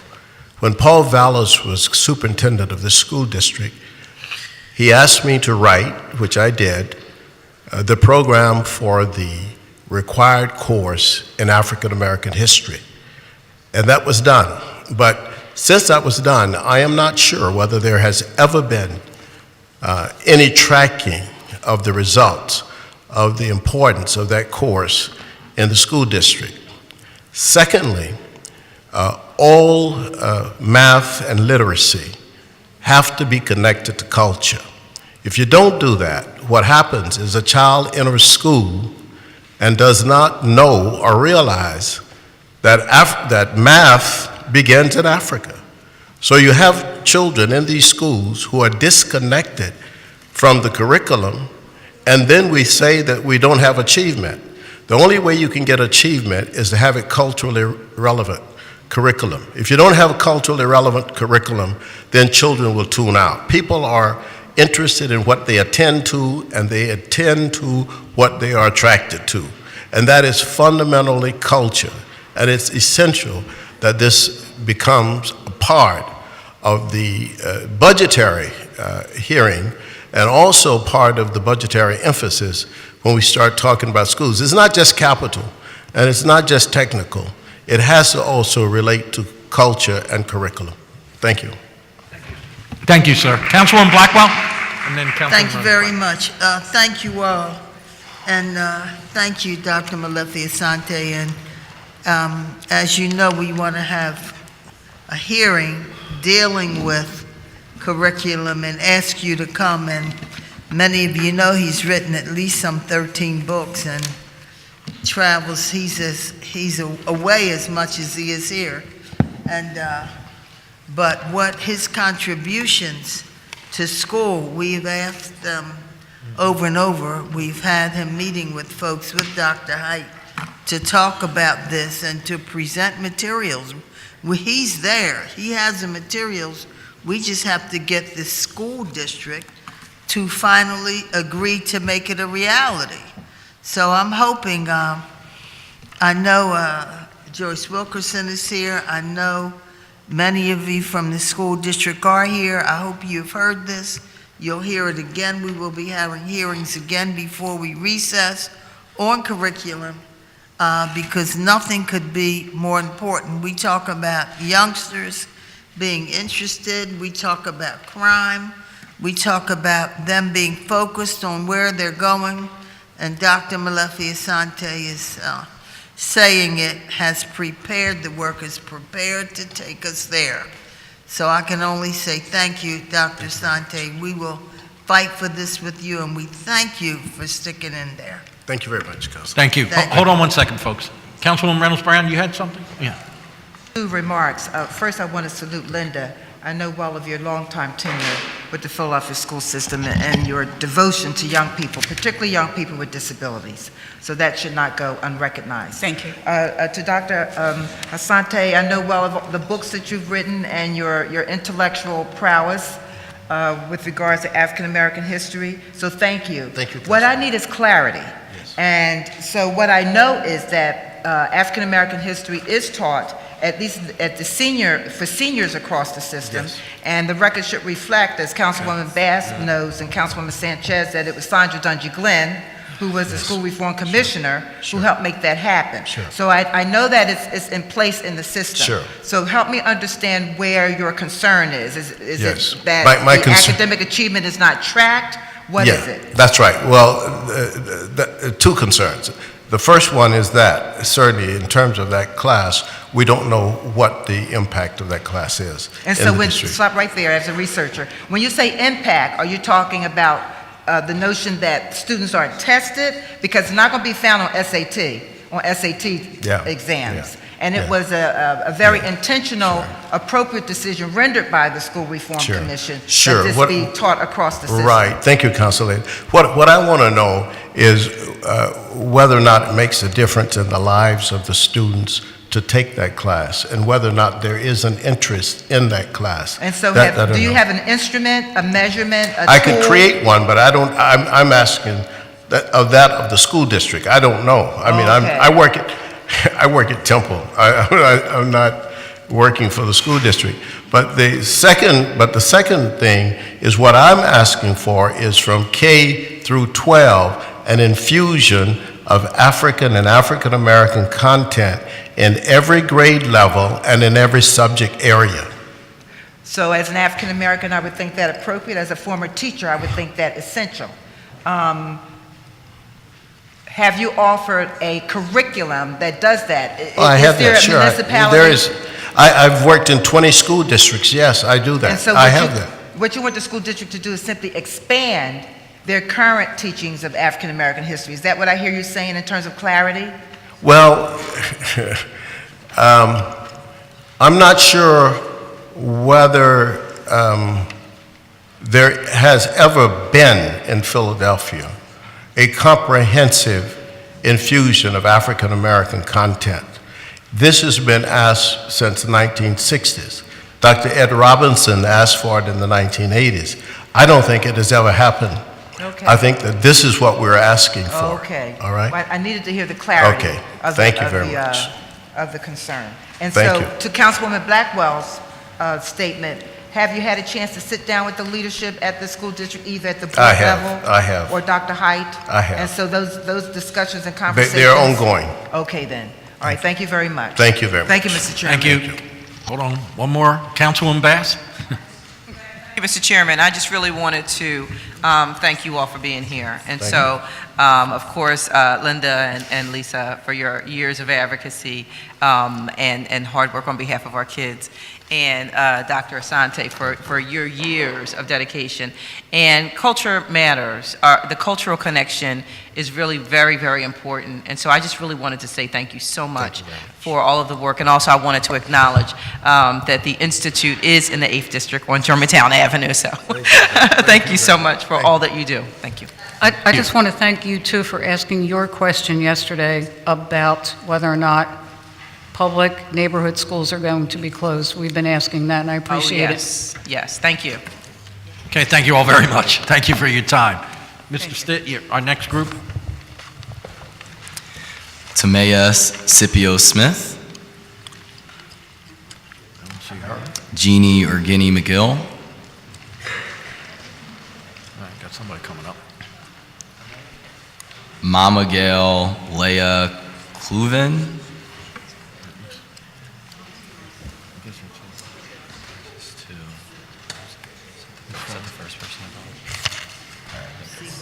All right, what, is he? One more we need? Casey Trapp. Not speaking. They got 3 students. The other 3 under that line. So they have 3 students? Yeah. All right, well, why don't we go with these? And then call the 3 students up? Yeah, No, okay. have these 2. Okay, please, whoever would like to start, identify yourself and proceed, please. Okay, good morning to the officers of City Council and all in attendance. My name is Jenny McGill, and I am a proud alumni of the School District of Philadelphia, and I currently have a child in 1st grade at Samuel Gompers Elementary Public School in West Philly. One of the key conversations I've been having with my community in the past few weeks is the issue with the proposed budget for the 2019-2020 school year, especially in regards to the teacher cuts that will be made next year in my child's K-8 school. I'm just about positive that my neighborhood school isn't the only one facing this issue, but I will speak from my experience, and as I have promised many parents who couldn't make it here in person due to work or family obligations. I like to paint a picture. Picture number 1. A few months back, my son came home with a letter notifying us that our school had been identified as being in the lowest 15% performance in the state, and that each child enrolled at the school would have an opportunity, scholarship, to be enrolled and educated outside of our community and outside of our district. Picture number 2, there are 18 children in my son's 1st grade class. Most of you are now saying, what are you complaining about? That's a dream come true. The issue is the acuity. 3 children in the classroom are accessing FAPE in their least restrictive environment and with a diagnosis of autism, one of them being my child. And 3 children have a 504 plan. How do I know? I'm a parent volunteer in my son's school. I'm not sure what the educational needs are in the other 1st grade class moving to 2nd grade in the fall, but I have eyes and I cannot see these 2 classes being combined next year with 1 teacher responsible for educating and meeting special education needs as proposed for next year's budget affecting grades K-5. After doing some research with my fellow community members and other parents looking into how large class sizes impact the quality of a child's education, we came across some information which supports our desire and need to keep things the way they are at the very least, not take away from a school that is already struggling. Before getting into stats, the 3rd picture I would like to present is one that has worked and has allowed the school to improve from a place where it was set to close a few years ago. It's in a hard place, sure, like the rest of the 20% of schools on that list, but doesn't meet the, that doesn't meet the state's criteria, but what are you communicating to parents, community members, and teachers and students by taking very basic things away like teachers when the students are already struggling and the teachers are already under-supported? The Center for Public Education, an initiative of the National School Boards Association, endorsed a study entitled Project STAR, which included nearly 80 schools in 42 districts, including 7,000 K-3 students from families ranging from very poor to very affluent. Our Secretary of Education, Betsy DeVos, says class sizes don't have a correlation to student achievement. In fact, she says the opposite. Larger class sizes would allow students to collaborate more with their peers. Most of the research shows that when class size reduction programs are well designed and implemented in the primary grades, K-3, student achievement rises as class sizes drop. The project outcomes of Project STAR were smaller class sizes in early grades boost academic achievement. A class size of no more than 18 students per teacher is required to produce the greatest benefit, and minority and low-income students show even greater gains when placed in small classes in the primary grades. All right, Ms. McGill, I'd ask you to please, Sure. one more sentence, please. If interested in what is going on in our small community school, come and visit and see for yourself. Thank you. Thank you very much. Thank you for your testimony. Ma'am, please, identify yourself and proceed. Yes, good morning. My name is Tamia Scipio-Smith from Public Citizens for Children and Youth. Thank you for the opportunity to present testimony regarding the funding and budget for Philadelphia School District. Philadelphia City Council has made a concerted effort to meet its obligation to public school students by providing and supporting sorely needed funding to Philadelphia students. City Council has increased city's contribution to the school district, and now, as local taxpayers, we are now outpacing the amount of revenue the state is contributing to Philadelphia, one of the school districts in the state that is the most underfunded. Philadelphia's local school tax effort, based on the state's calculation, is the 17th highest in the state. Obviously, Harrisburg is not carrying its fair share. It is choosing to support plans for a $100 million expansion of a program that fails to benefit the majority of the state's students. Philadelphia City Council thus is to be commended. Because of sustained investments at the local level, Philadelphia students continue to make gains. We support the use of the district's positive fund balance to repair facilities for our students to make sure that no student enters a classroom with peeling lead paint, damp floors, or other environmental hazards. We must also make sure that classrooms remain a safe temperature for our students and staff. Students cannot learn when they are in stifling rooms. We encourage the district to work with council on a plan to outfit every building with efficient air conditioning and ventilation systems for our students and staff. We also applaud the efforts to rebuild the school's playgrounds and ensure that they're safe places. These projects are inexpensive, one-time, and more should commence with a portion of the projected end-of-year balance. Additionally, with respect to recurring costs, the district's budget proposal includes millions to expand student counseling services and the addition of 50 counselors or student support staff.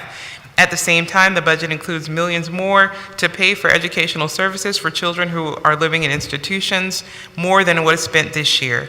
While these services are certainly needed, if the school district had ample resources, it could hire additional school psychologists to help so many students who walk through the school's doors suffering from trauma. Again, while the City Council and the district are doing more to support Philadelphia students, the state has not done its fair share. So much more could be done for Philadelphia students if Harrisburg was on the same page. Classrooms could be treated and repaired. Class sizes could be reduced. Libraries could be expanded.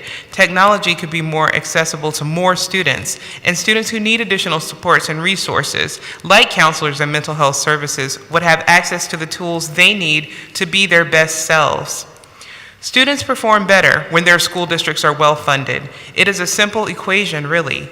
The city's economic growth will continue to increase as we fund schools at the state level as we do the local.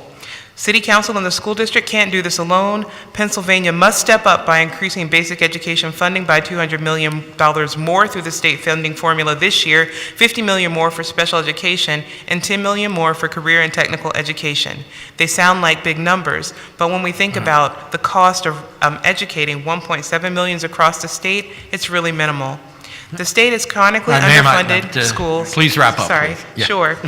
If we want our economy to strengthen and grow, the state must do what the city has done and continues to do for our community.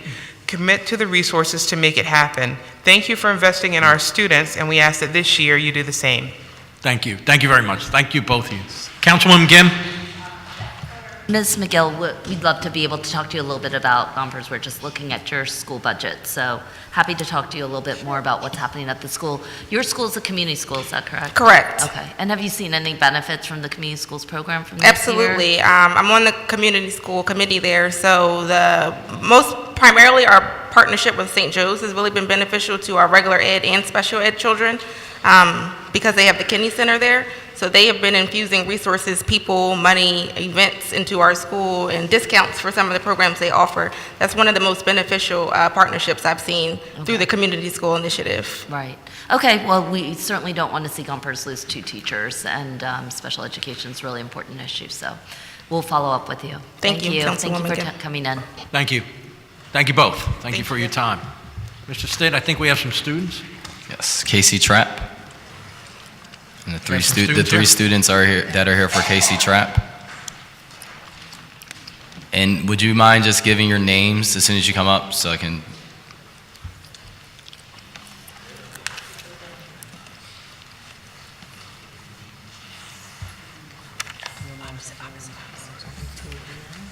Getting there.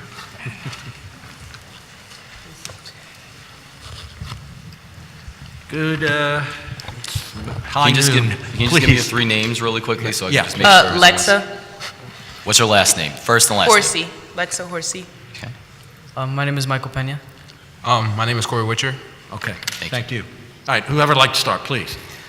Good morning. My name is Lexa. I am a junior representing Bodine High School for International Affairs, and we are speaking on behalf of the funding of arts. In our school, we lack state-required programs such as full-time music, band, dance, and theater. These are programs that should be implemented into all schools so kids can truly have the opportunity to express themselves. Yet we are neglected of this opportunity due to the lack of space, funding, and opportunity.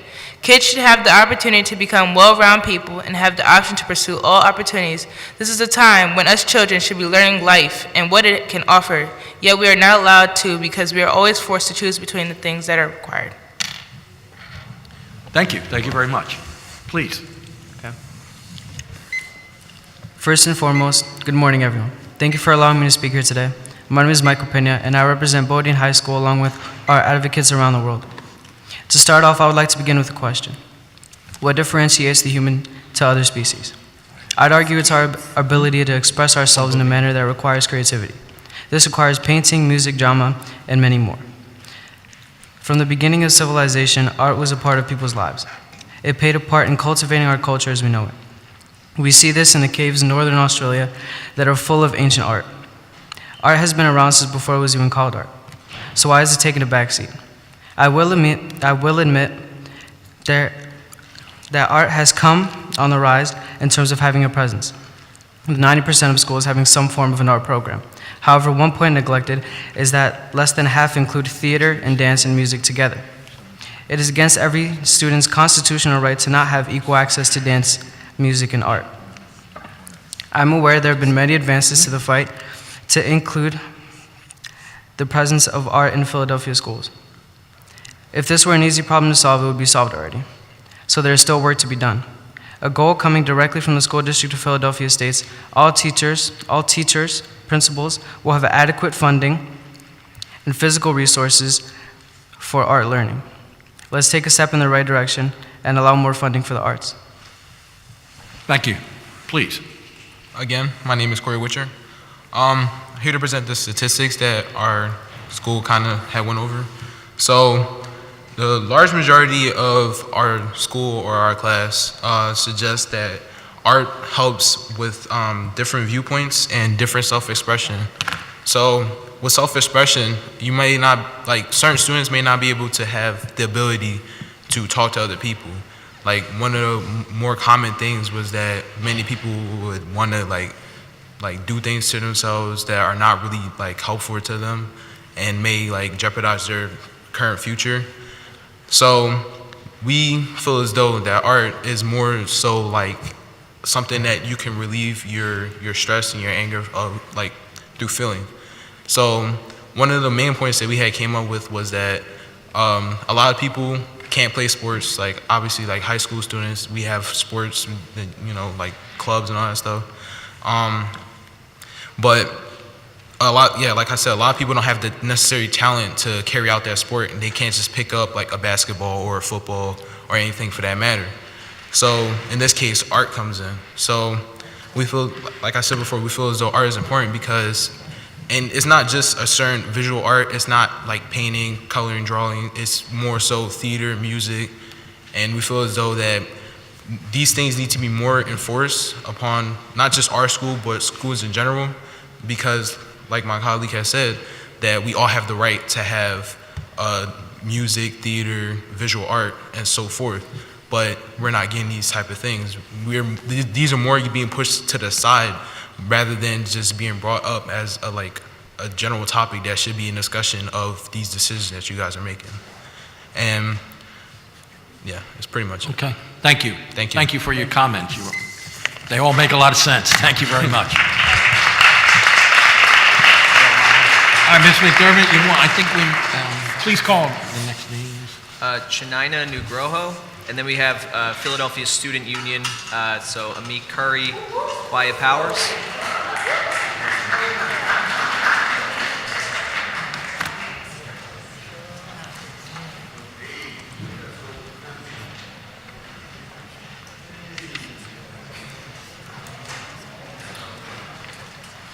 All right, all the folks coming up are from the student union? All right, we'll have 3 at a time at the table, just 3 at a time, okay?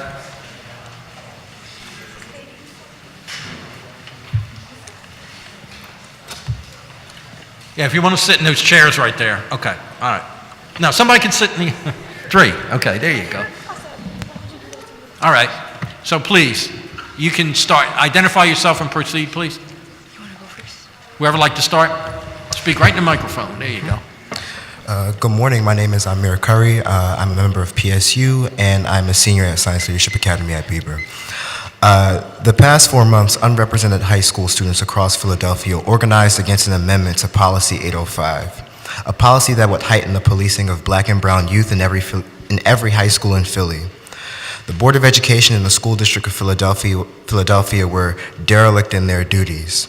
Their primary role is to protect students, ensure that the policy that they implement facilitates learning communities that provide wellness, student development, and cultural responsiveness.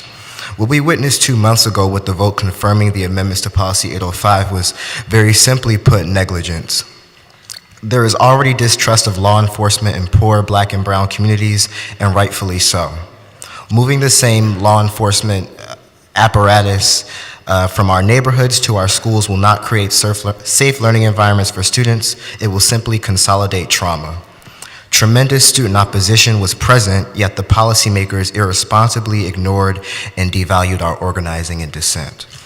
Standardizing a metal detectors mandate that would ultimately criminalize thousands of black and brown youth is not only negligent, but it's an inaccurate assessment of the priorities of schools across Philadelphia. The current state of high schools in Philadelphia is abysmal.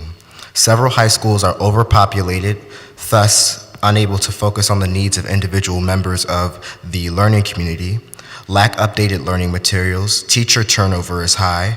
If they have counselors, they are often not enough to accommodate the student body and are often overexhausted, which neglects the social and emotional well-being of students.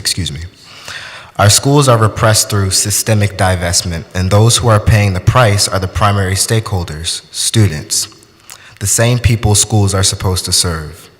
The amendments to Policy 805 constructed by the school district includes values like integrity and safeguarding student welfare, yet I am unable to understand how a $30 million policing budget will resolve any of the aforementioned failures. The leadership of Philly schools prides themselves on equity and educational justice, yet it appears there are no resources to introduce any of those values into schools. However, there are resources to be appropriated to the expansion of the school-to-prison pipeline. A police officer's primary duty is not to counsel youth. A counselor's is. A metal detector can't ensure you have the resources to succeed in school, but a teacher can. I am here to implore City Council to reduce the policing budget proposed by the school district by 50% and instead invest in the resources that will actually substantially improve schools and safeguard student welfare. We need to increase the amount of counselors, implement new social and emotional support systems, and introduce culturally responsive programs. Thank you. Thank you. Whoever would like to go next? Good morning, City Council members. My name is Shanina Nugroho. I'm currently a freshman attending Furnace High School and a student leader at Greenlee. Today, I am here instead of at school because I want to talk on behalf of my friends and teachers about a range of issues impacting our life and health. Let me start off by mentioning that the fundings of lost from the 10-year tax abatement, which amount to hundreds of millions of dollars in the past few decades, are benefiting wealthy developers and residents more than communities who need them the most. Public schools are such communities, and one of them is Furnace High School, where I'm going. The majority of Furnace High School lack basic facilities, including clean bathrooms, gardens, lead-free walls, furniture, and updated textbooks. I've only been in this school for barely a year, and I already have noticed so many things that shouldn't be okay. In fact, my friend who have been here longer told me that the quality of our classroom are going from bad to worse. As we all know, the conditions in our school building affect the students' mood. And you can see clearly in our school, classrooms are not organized properly, badly damaged textbooks, which affects how students might behave and study at class. Some students have trouble on focusing in class because there are holes in our classrooms that allow for rats to stay in. There are damaged rooms, lack of chairs, no air cons, and damage in the walls. That's why some students are not comfortable staying in classroom for hours. Just 2 days ago, one of my friends, while taking Keystone test, had a piece of chipping paint fall on his head. But we are here supposed to stay in this room and stay engaged despite the literally crumbly conditions. School is supposed to be safe, but my school is not. And I know there are many other schools with similar toxic conditions. It's not just about lead and asbestos, which are serious and have caused long-term health impact on students and school staff. I want to also talk specifically about the fact that many schools like Furnace don't have proper AC or heating system. My ESOL classroom, room 209, is literal oven when it gets hot outside. And it's not the only room in Furnace, which is again, not the only school that have all the issues. I'm holding with me a petitions for my peers and teachers to request proper AC to be installed in our classroom. We learn in our classes to back our reasoning with evidence, and I believe our health and life should be evidence enough for this. When sitting in an extremely hard classroom for a long time, we got anxious, have temper issues, can't focus, and can have heat strokes. These are only a few of the impacts we have already felt from lack of proper AC in our room that you can read more in our petitions. Because of that, I'm here today, while my other friends are taking Keystone tests in unsafe conditions, to ask the City Council to end the tax abatement so we can regain some fundings to fund the improvement of school conditions. And we get extra funding. I want to ask the school districts of Philadelphia to put any new money on your budget coming from the city to prioritize fixing these conditions, such as AC, heating, lead, asbestos, and crumbling walls, to name a few. We need the adults to take action now so we can stay engaged in school and with good health. Thank you very much. Thank you very much.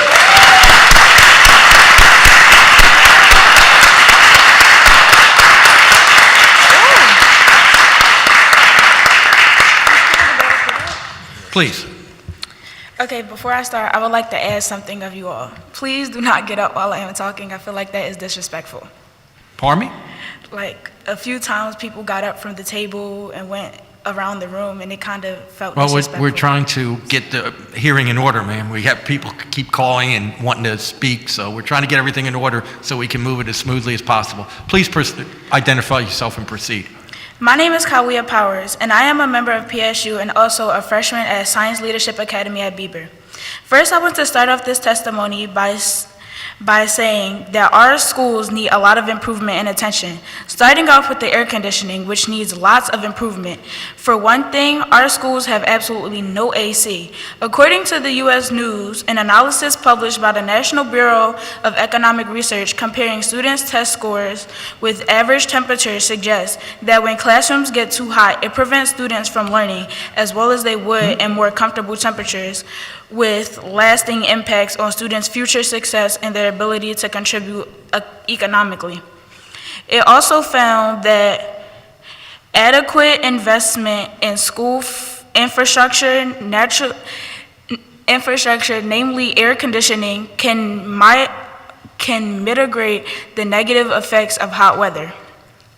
If you were so interested in our learning and our attention in class, you all would get us air conditioning systems, and rather than canceling school on hot days in the summer, we would be able to come to school and be comfortable. What if this was your job with no AC? Would you be happy that you're staying home and not getting paid? That's the same thing that's happening in students. The only difference is that we're losing our education. We most definitely need more counselors. We also need more counselors in our schools rather than police officers, because there are a lot of people that experience a lot of trauma, injuries, or that have mental problems that could really benefit from the counselors. The counselors provide a lot of support and sort of an extra backbone for a lot of people. And if students know that they can't go to anyone else, they know that they could go to the counselors and talk to them so they could calm down and have a nice, calm conversation and talk about their issues. Last year, an analysis of data from the 10 largest public school districts in the country by the website The 74 Million found that 4 of those districts employ more police officers than counselors. And I know this is true because you could go to schools and see 5 police officers and 1 counselor in the entire school, and go into classes and see people having emotional breakdowns. If you know if you think about it, this is also a race and poverty issue. This is, more affluent large districts with higher portions of white residents seem more likely to employ ample counselors and lower numbers of school police. I find the fact that this is a race and poverty issue to be disrespectful, because when you live in a high poverty rate area, you see a lot more than if you were to live in a low poverty neighborhood.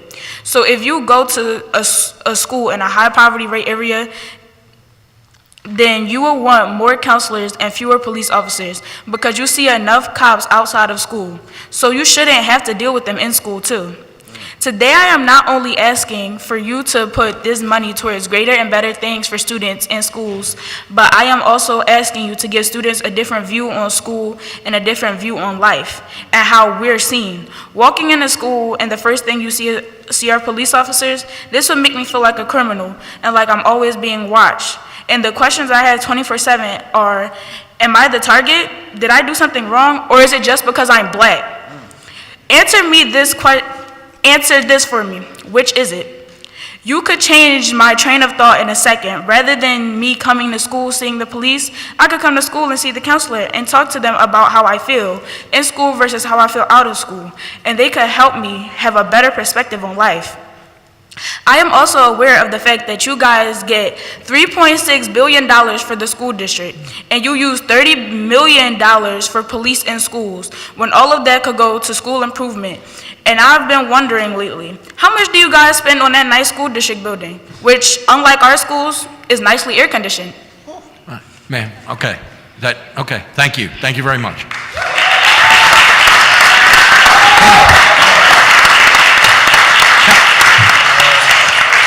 Councilwoman Kim? Just wanted to say one thing to the students.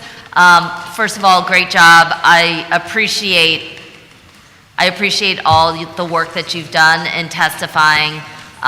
Many of us were following the issues around the metal detectors in the schools. We had testimony yesterday that talked about how the district is understanding the issue of air conditioning, and thanks to all of your work, 23 schools in September, or in the fall, will have air conditioning in every classroom. That's only a small portion of the schools that need it and deserve it, and very few of them are high schools. So we got a long way to go, but you are pushing us on a path that we haven't been on in a long time. So I want to appreciate all the young people who are speaking today. Really, really grateful for your voices and your passion. Thank you. Thank you.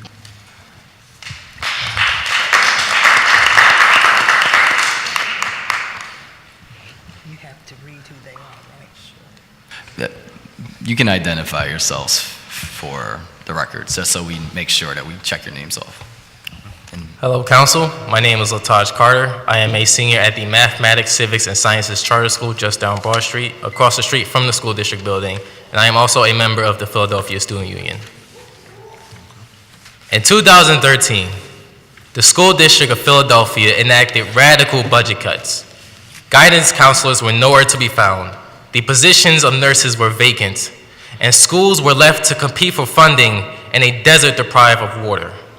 These cuts have only raised awareness of how deep schools were in deficiencies, leaving only visual accounts of poor conditions in facilities, little to no attention towards the needs of students, and even the death of 2 students in an institution that's supposed to ensure the safety and guidance of students. These cuts have only further scathed the legibility of the school district, creating doubt that they have the ability to manage the fostering of bright hopefuls and the aspiring ambitions of the youth. March through April of 2019, the school board sits in unison to review codes and policies related to the conduct of schools. What they will proudly mention is that they are healing the wounds of the 2013 budget cuts by reintroducing the arts to elementary schools and rehiring guidance counselors. But what they will tremble to mention is the approval of Policy 805, enabling the requirement of metal detectors in every Philadelphia high school. And not only that, but that their financial budget planning for the 2019-2020 school year is more so focused on keeping money in pockets rather than encouraging fruitful education. The people spoke vividly against these decisions.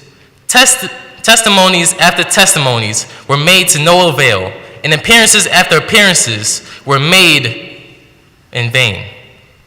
In the words of Julian Terrell, we no longer consider the credibility of the school board, and this, along with many other events, are the reason why we, the people, including the Philadelphia Student Union, stand in front of you today, still fighting. As a citizen of the United States, as a student of the School District of Philadelphia, and as a youth, I ask that whenever you deliberate on a school budget, I ask that you keep the voice of students in mind, that you aim for the improvement of education for every school and for every student, that you make sure that these schools have what they need to properly educate these students without making them feel less than, that these students can be safe and that they can be trusted without the use of extreme policing, extreme policies against their needs, and metal detectors as previously stated, and that you build upon the rubble left not only by the 2013 budget cuts, but the constant neglecting of the voice of students.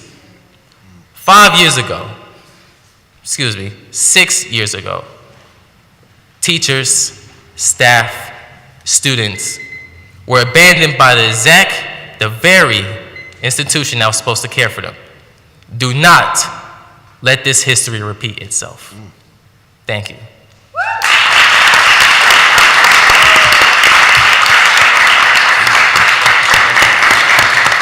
Thank you very much. Please identify yourself first. Good morning, City Council members. My name's Darren, and I am currently a sophomore at Furnace High School. Give us your first and last name if you would. Darren and Yang is my last name. Would you spell your last name? Y-A-N-G. Or Thank you. Yeah, thank you. I am also a student leader in Fiat Lead, and I'd like to read my testimony. So growing up in Indonesia, I felt that my school back then was way worse than what other schools could have offered and provide across the globe.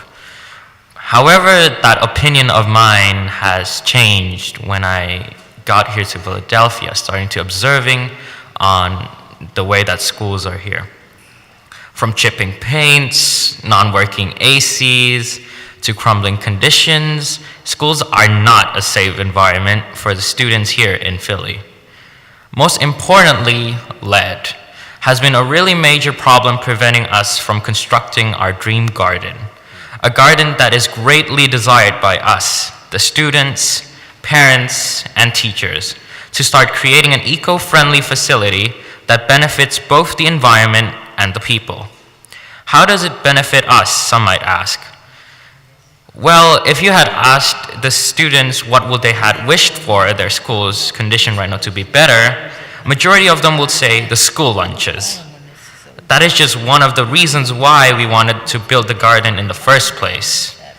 To grow fresh and enjoyable ingredients for our lunch rather than eating those sad-looking pizzas, cheese breads, wilted salads that schools have been serving, and not even in enough quantities. Despite all of that, though, we at Viet actually fought together with our teachers and parents for very significant changes towards Furness's environment that allowed us to start a brand new garden in the backyard this spring. We won $130,000 from the school board to repair the lead situation that we've been facing throughout the whole year. But that was just the beginning.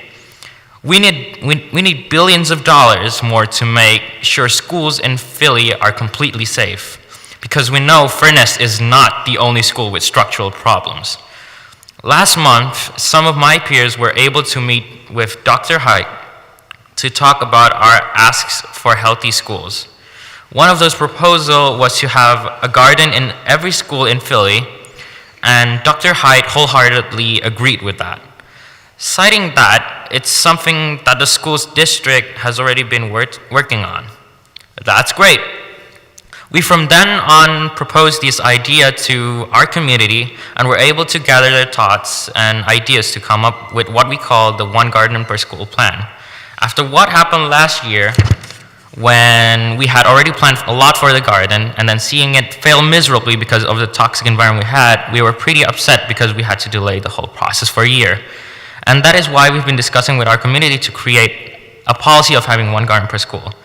With a garden in each school, people would not only have access to fresh foods, but will also have access to a space that will improve our mental health. Just 1 hour a week is a good place to begin for improved mental health.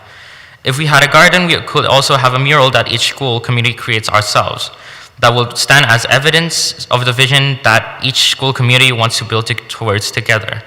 School districts should consider providing schools enough money not only to prepare the current building conditions in schools, but schools need land for their gardens to happen. So make us students, teachers, and our community members, instead of developers, the priority in the school district budget. In short, I hope that City Council should consider our community's proposal that each school should have access to their own land to build their own gardens, a safe, non-contaminated, healthy garden that will benefit the whole community and improve the physical, mental, and emotional health of the students. But for this to happen, we need to end the lead and building condition problems in numerous public schools in Philadelphia by ending the tax abatement and prioritize fixing those problems. Thank you. And also, as an additional note, I had to miss school to attend and speak here today. And for that reason, please do also consider having these hearings on education during the time where we, the students, can actually attend. Thank you.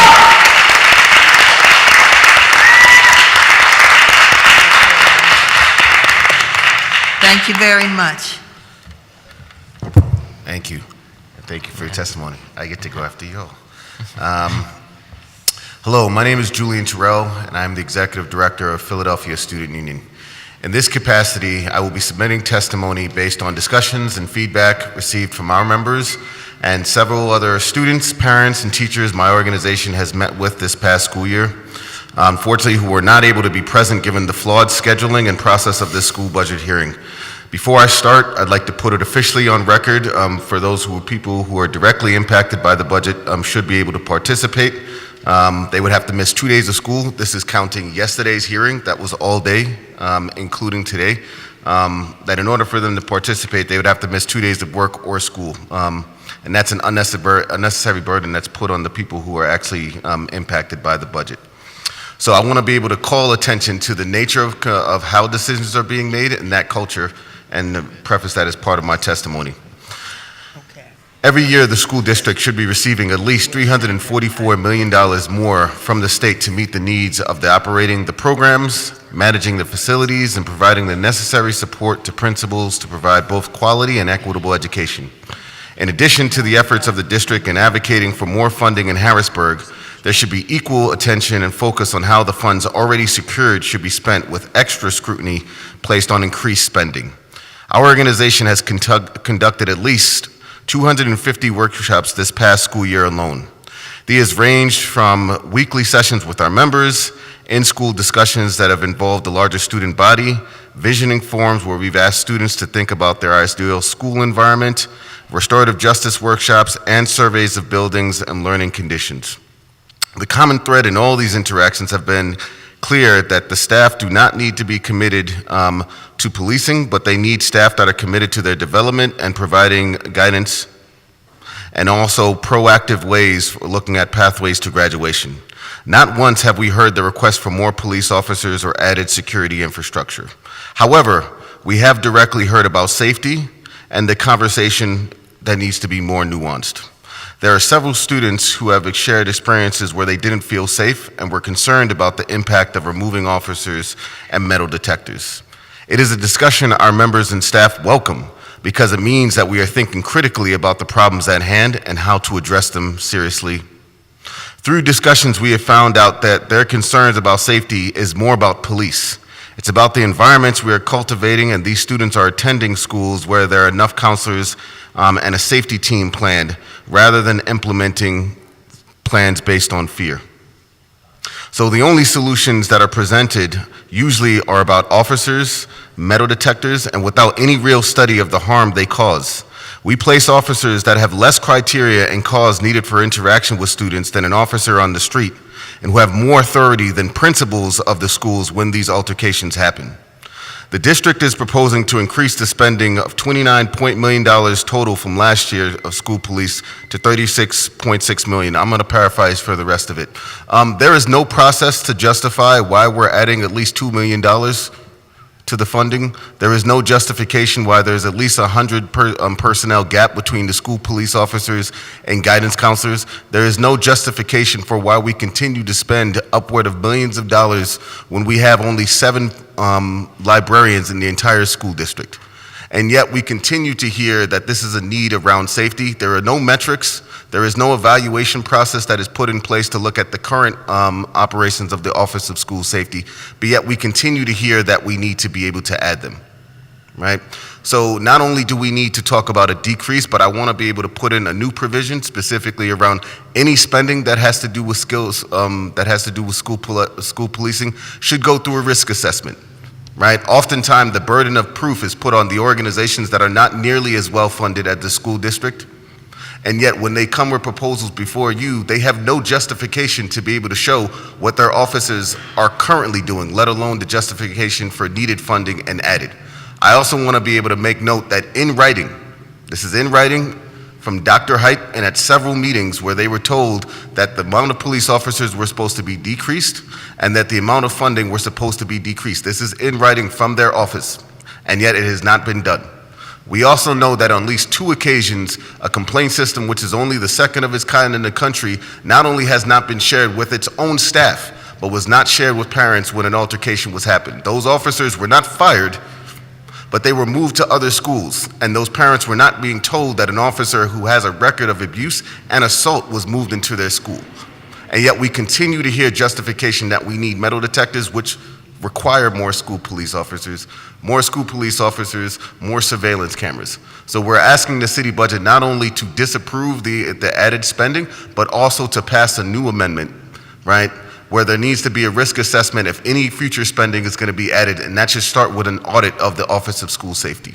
You all are putting officers, and I'm not saying you all, but you all are responsible for officers being in schools where they have more authority than the actual principal, and most of these principals don't even know what they're supposed to be doing in the first place.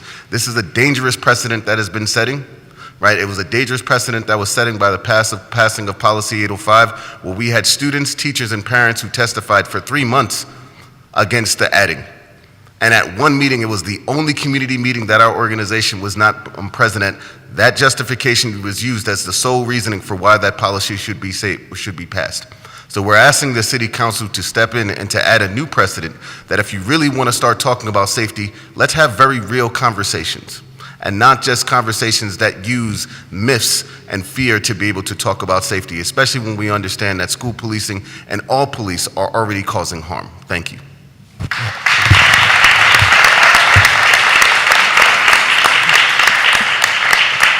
Thank you very much. Just for your information, we had 2 night sessions, and maybe you folks didn't know. You all gave very important testimony. We want to thank you. Councilwoman Gem? Thank you very much. Madam Chair, I just wanted to acknowledge the work of Student Union on the issue of safety. Latosh, Darren, thank you for your testimony as well. This is going to be an ongoing issue. We have made, thanks to the work that Student Union and young people have done, I think the district has made strides in moving towards more. We've doubled the number of, we've actually tripled the number of social workers in the public schools. We're increasing the number of counselors. But the bigger question that you're putting on the table is are we seeing a decrease in surveillance and policing in our schools? And we've got to be able to show that these things are going to result in the decrease on the policing end. It doesn't matter if we have hyper-police schools, we've got to reduce that. And I want to thank all 3 of you and the entire youth groups who are here today for really pushing us to go towards that. And we're going to need continue to be in partnership with the young people, make sure we keep on with our town halls, student town halls especially, so we can see some real movement going. So thank you very much. Thank you, Madam Chair. Thank you again. Phil Lockett.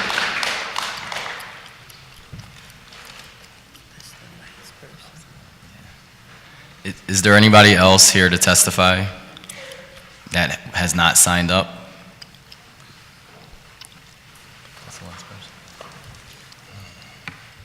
Thank you. Welcome. Please give your name and then begin your testimony. My name is Philip Lockett, and I want to thank you for having this panel and giving us a chance to voice our opinion, which is rare these days. But my topic is, with all the good intentions and the programs that I heard yesterday and today for the students, you have a back door where the children can emancipate themselves out of school at the age of 16. And they hit the street with no high school diploma, no work reference, and no guidance for any kind of employment. Now, with all those great programs I heard y'all discuss yesterday, while I was watching on my TV, I didn't hear anything about that back door where tons of children are dropping out of the public school system. And when they hit the street with no high school diploma and no work reference, who you think hires them? This is why we have open air drug dealers, corners in every neighborhood, around every school, who takes those young children and destroys their minds, and you wonder why we have shootings every day. We have initiation shootings where if a guy want to get in, he has to do a crime to get in. So So you and me sitting in the car, one of us going to get shot because they got an initiation. If you look at the statistics, every last one of these shootings in Philadelphia by the youngsters, they were all high school dropouts.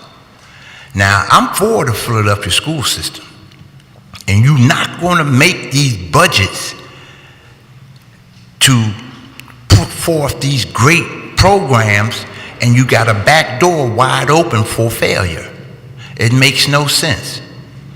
We got tons and tons of children being affected because of the school buildings that they go to.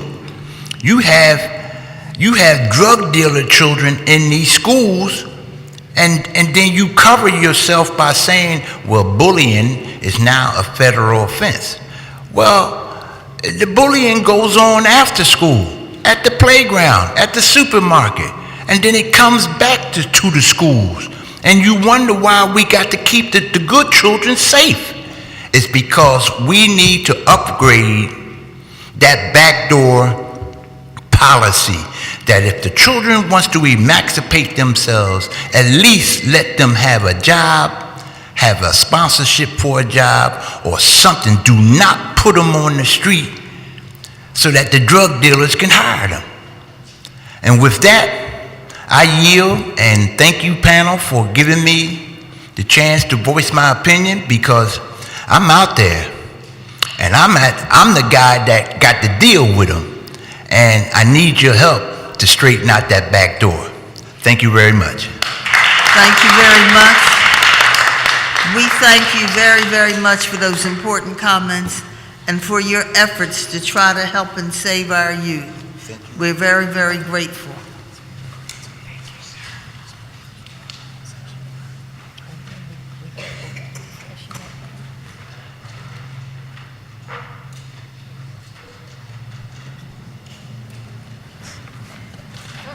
We thank you all for being here. We are going to recess until 1 p.m. It should be a very short session. We did advertise until 1, just in case someone comes in to testify. We thank you all. Thank you, Councilwoman Bass. Thank you, Councilwoman Reynolds Brown, Councilwoman Gim.